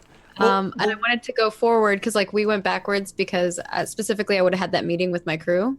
Mm-hmm. Because even though I like to run everything, I like to make people feel like they're part of something. Mm-hmm. And so when Wade's character comes in and is like, what's our job? And I was like, oh, you've been sleeping. You slept through our meeting. Looks like we're off to pick up a package. Don't worry, you'll get your fair share of credits. I'm not worried about the money. Money comes and goes. I'm worried about the beginning of our dynasty. So we will go get this package, and we'll kill any who get in our way. Perfect. That means we can put that towards gearing up. Good. And Training begins tomorrow. she marks his credits hers now. Okay, awesome. So with that comes to us. I'm upset that Doxy didn't get to be here to portray Kuka for us, but I believe I understand the basics of what this character is like, so that we can kind of like see how that plays out. I'm curious to see exactly how Doxy ends up playing them, but I'm excited for the next session because one of the things that we're going to be doing is because their sessions are going to be spread out, assume about once a month for this game. Time is actually going to gap between each one of the upcoming missions and whatnot, so it's going to make for a lot of fun for playing of these characters and da-da-da-da. But that's fine. We'll worry about that in the future, and I'm really curious to see what crew we end up coming up with. In the meanwhile, Maggie? I'm kind of sad that Doxy couldn't make it because like her character is gonna be. We're more of the two serious characters. Her character is Tara, as far as like personality. Like she's gonna bring the humor to the. Right? It's gonna make it all, So I tried to play her off as silent but cute. You know what I mean? The whole pull the button, but like look at you like You know what I mean? Yeah. Or like to just go and then walk over there and just pull it out like, don't care. You know what I mean? Yeah. But anyway, so Maggie, what do you have going on this week? Oh, tomorrow I'm going to be streaming over at twitch.tv/Margaret Crown. You guys should come check it out. We are going to be raising more money for St. Jude, as always. We are doing actually Dungeons and Dragons, and you guys can donate to do crazy things like give people natty ones or natty 20s or wild magic or doom and create creatures that spawn and all kinds of goodies. And then on Saturday, I will be over at twitch.tv/rollfort, as well as Sunday, where I will be doing, I DM a 10th level hard mode dungeon crawl, which is always very exciting. We had a really, really good time the first episode, which was last Saturday. And then Sunday, I do Layla the Vampire Slayer, where I play Layla. So that's kind of the start of this coming weekend, if you guys want to come check it out. And you can find me at Margaret Crone in all the places. Also, I'm definitely not going to be able to do this makeup every single time. No. It's like ramen all over again, you know what I mean? Yeah. Luckily, we're not doing this campaign all the time, right? Exactly, So. yeah. The game is again or something, right? About once a month, exactly. We coordinate. Yeah, if it's once a month, I might be able to do it, actually. We'll see. Well, we'll see, No, the expectation is set to, wow, I can't believe you did it once. That's amazing. It looks incredible. And then we kind of see where things go from there. So, wait. You can find me on YouTube, Lord Minion 777, on Twitch Minion 777. I post videos on YouTube every day. I stream less often than I should, but I do. And I'm Lord Minion 777 on Twitter, not Instagram, to Maggie's dismay. Someone stole that from me, not my fault. But I don't know. I post stuff. If you Who like had it stuff, first? find me there. Huh? Who had it first? Well, I mean, someone else took the Instagram before me. That's what I'm saying. But- Who did they have the Instagram or did you have the Twitter first? Which one? I don't know how old Instagram is, so. I had the username Lord Minion 777 on YouTube. They took it to keep me from getting it, basically. Yeah, the problem Oh. is on Instagram, he's a different name, and I do the Instagram first post Yeah. or the Instagram post first, and then I copy and paste it, and I keep forgetting to change his name because his name is different Yeah. on. That's too bad. Sorry. Yeah.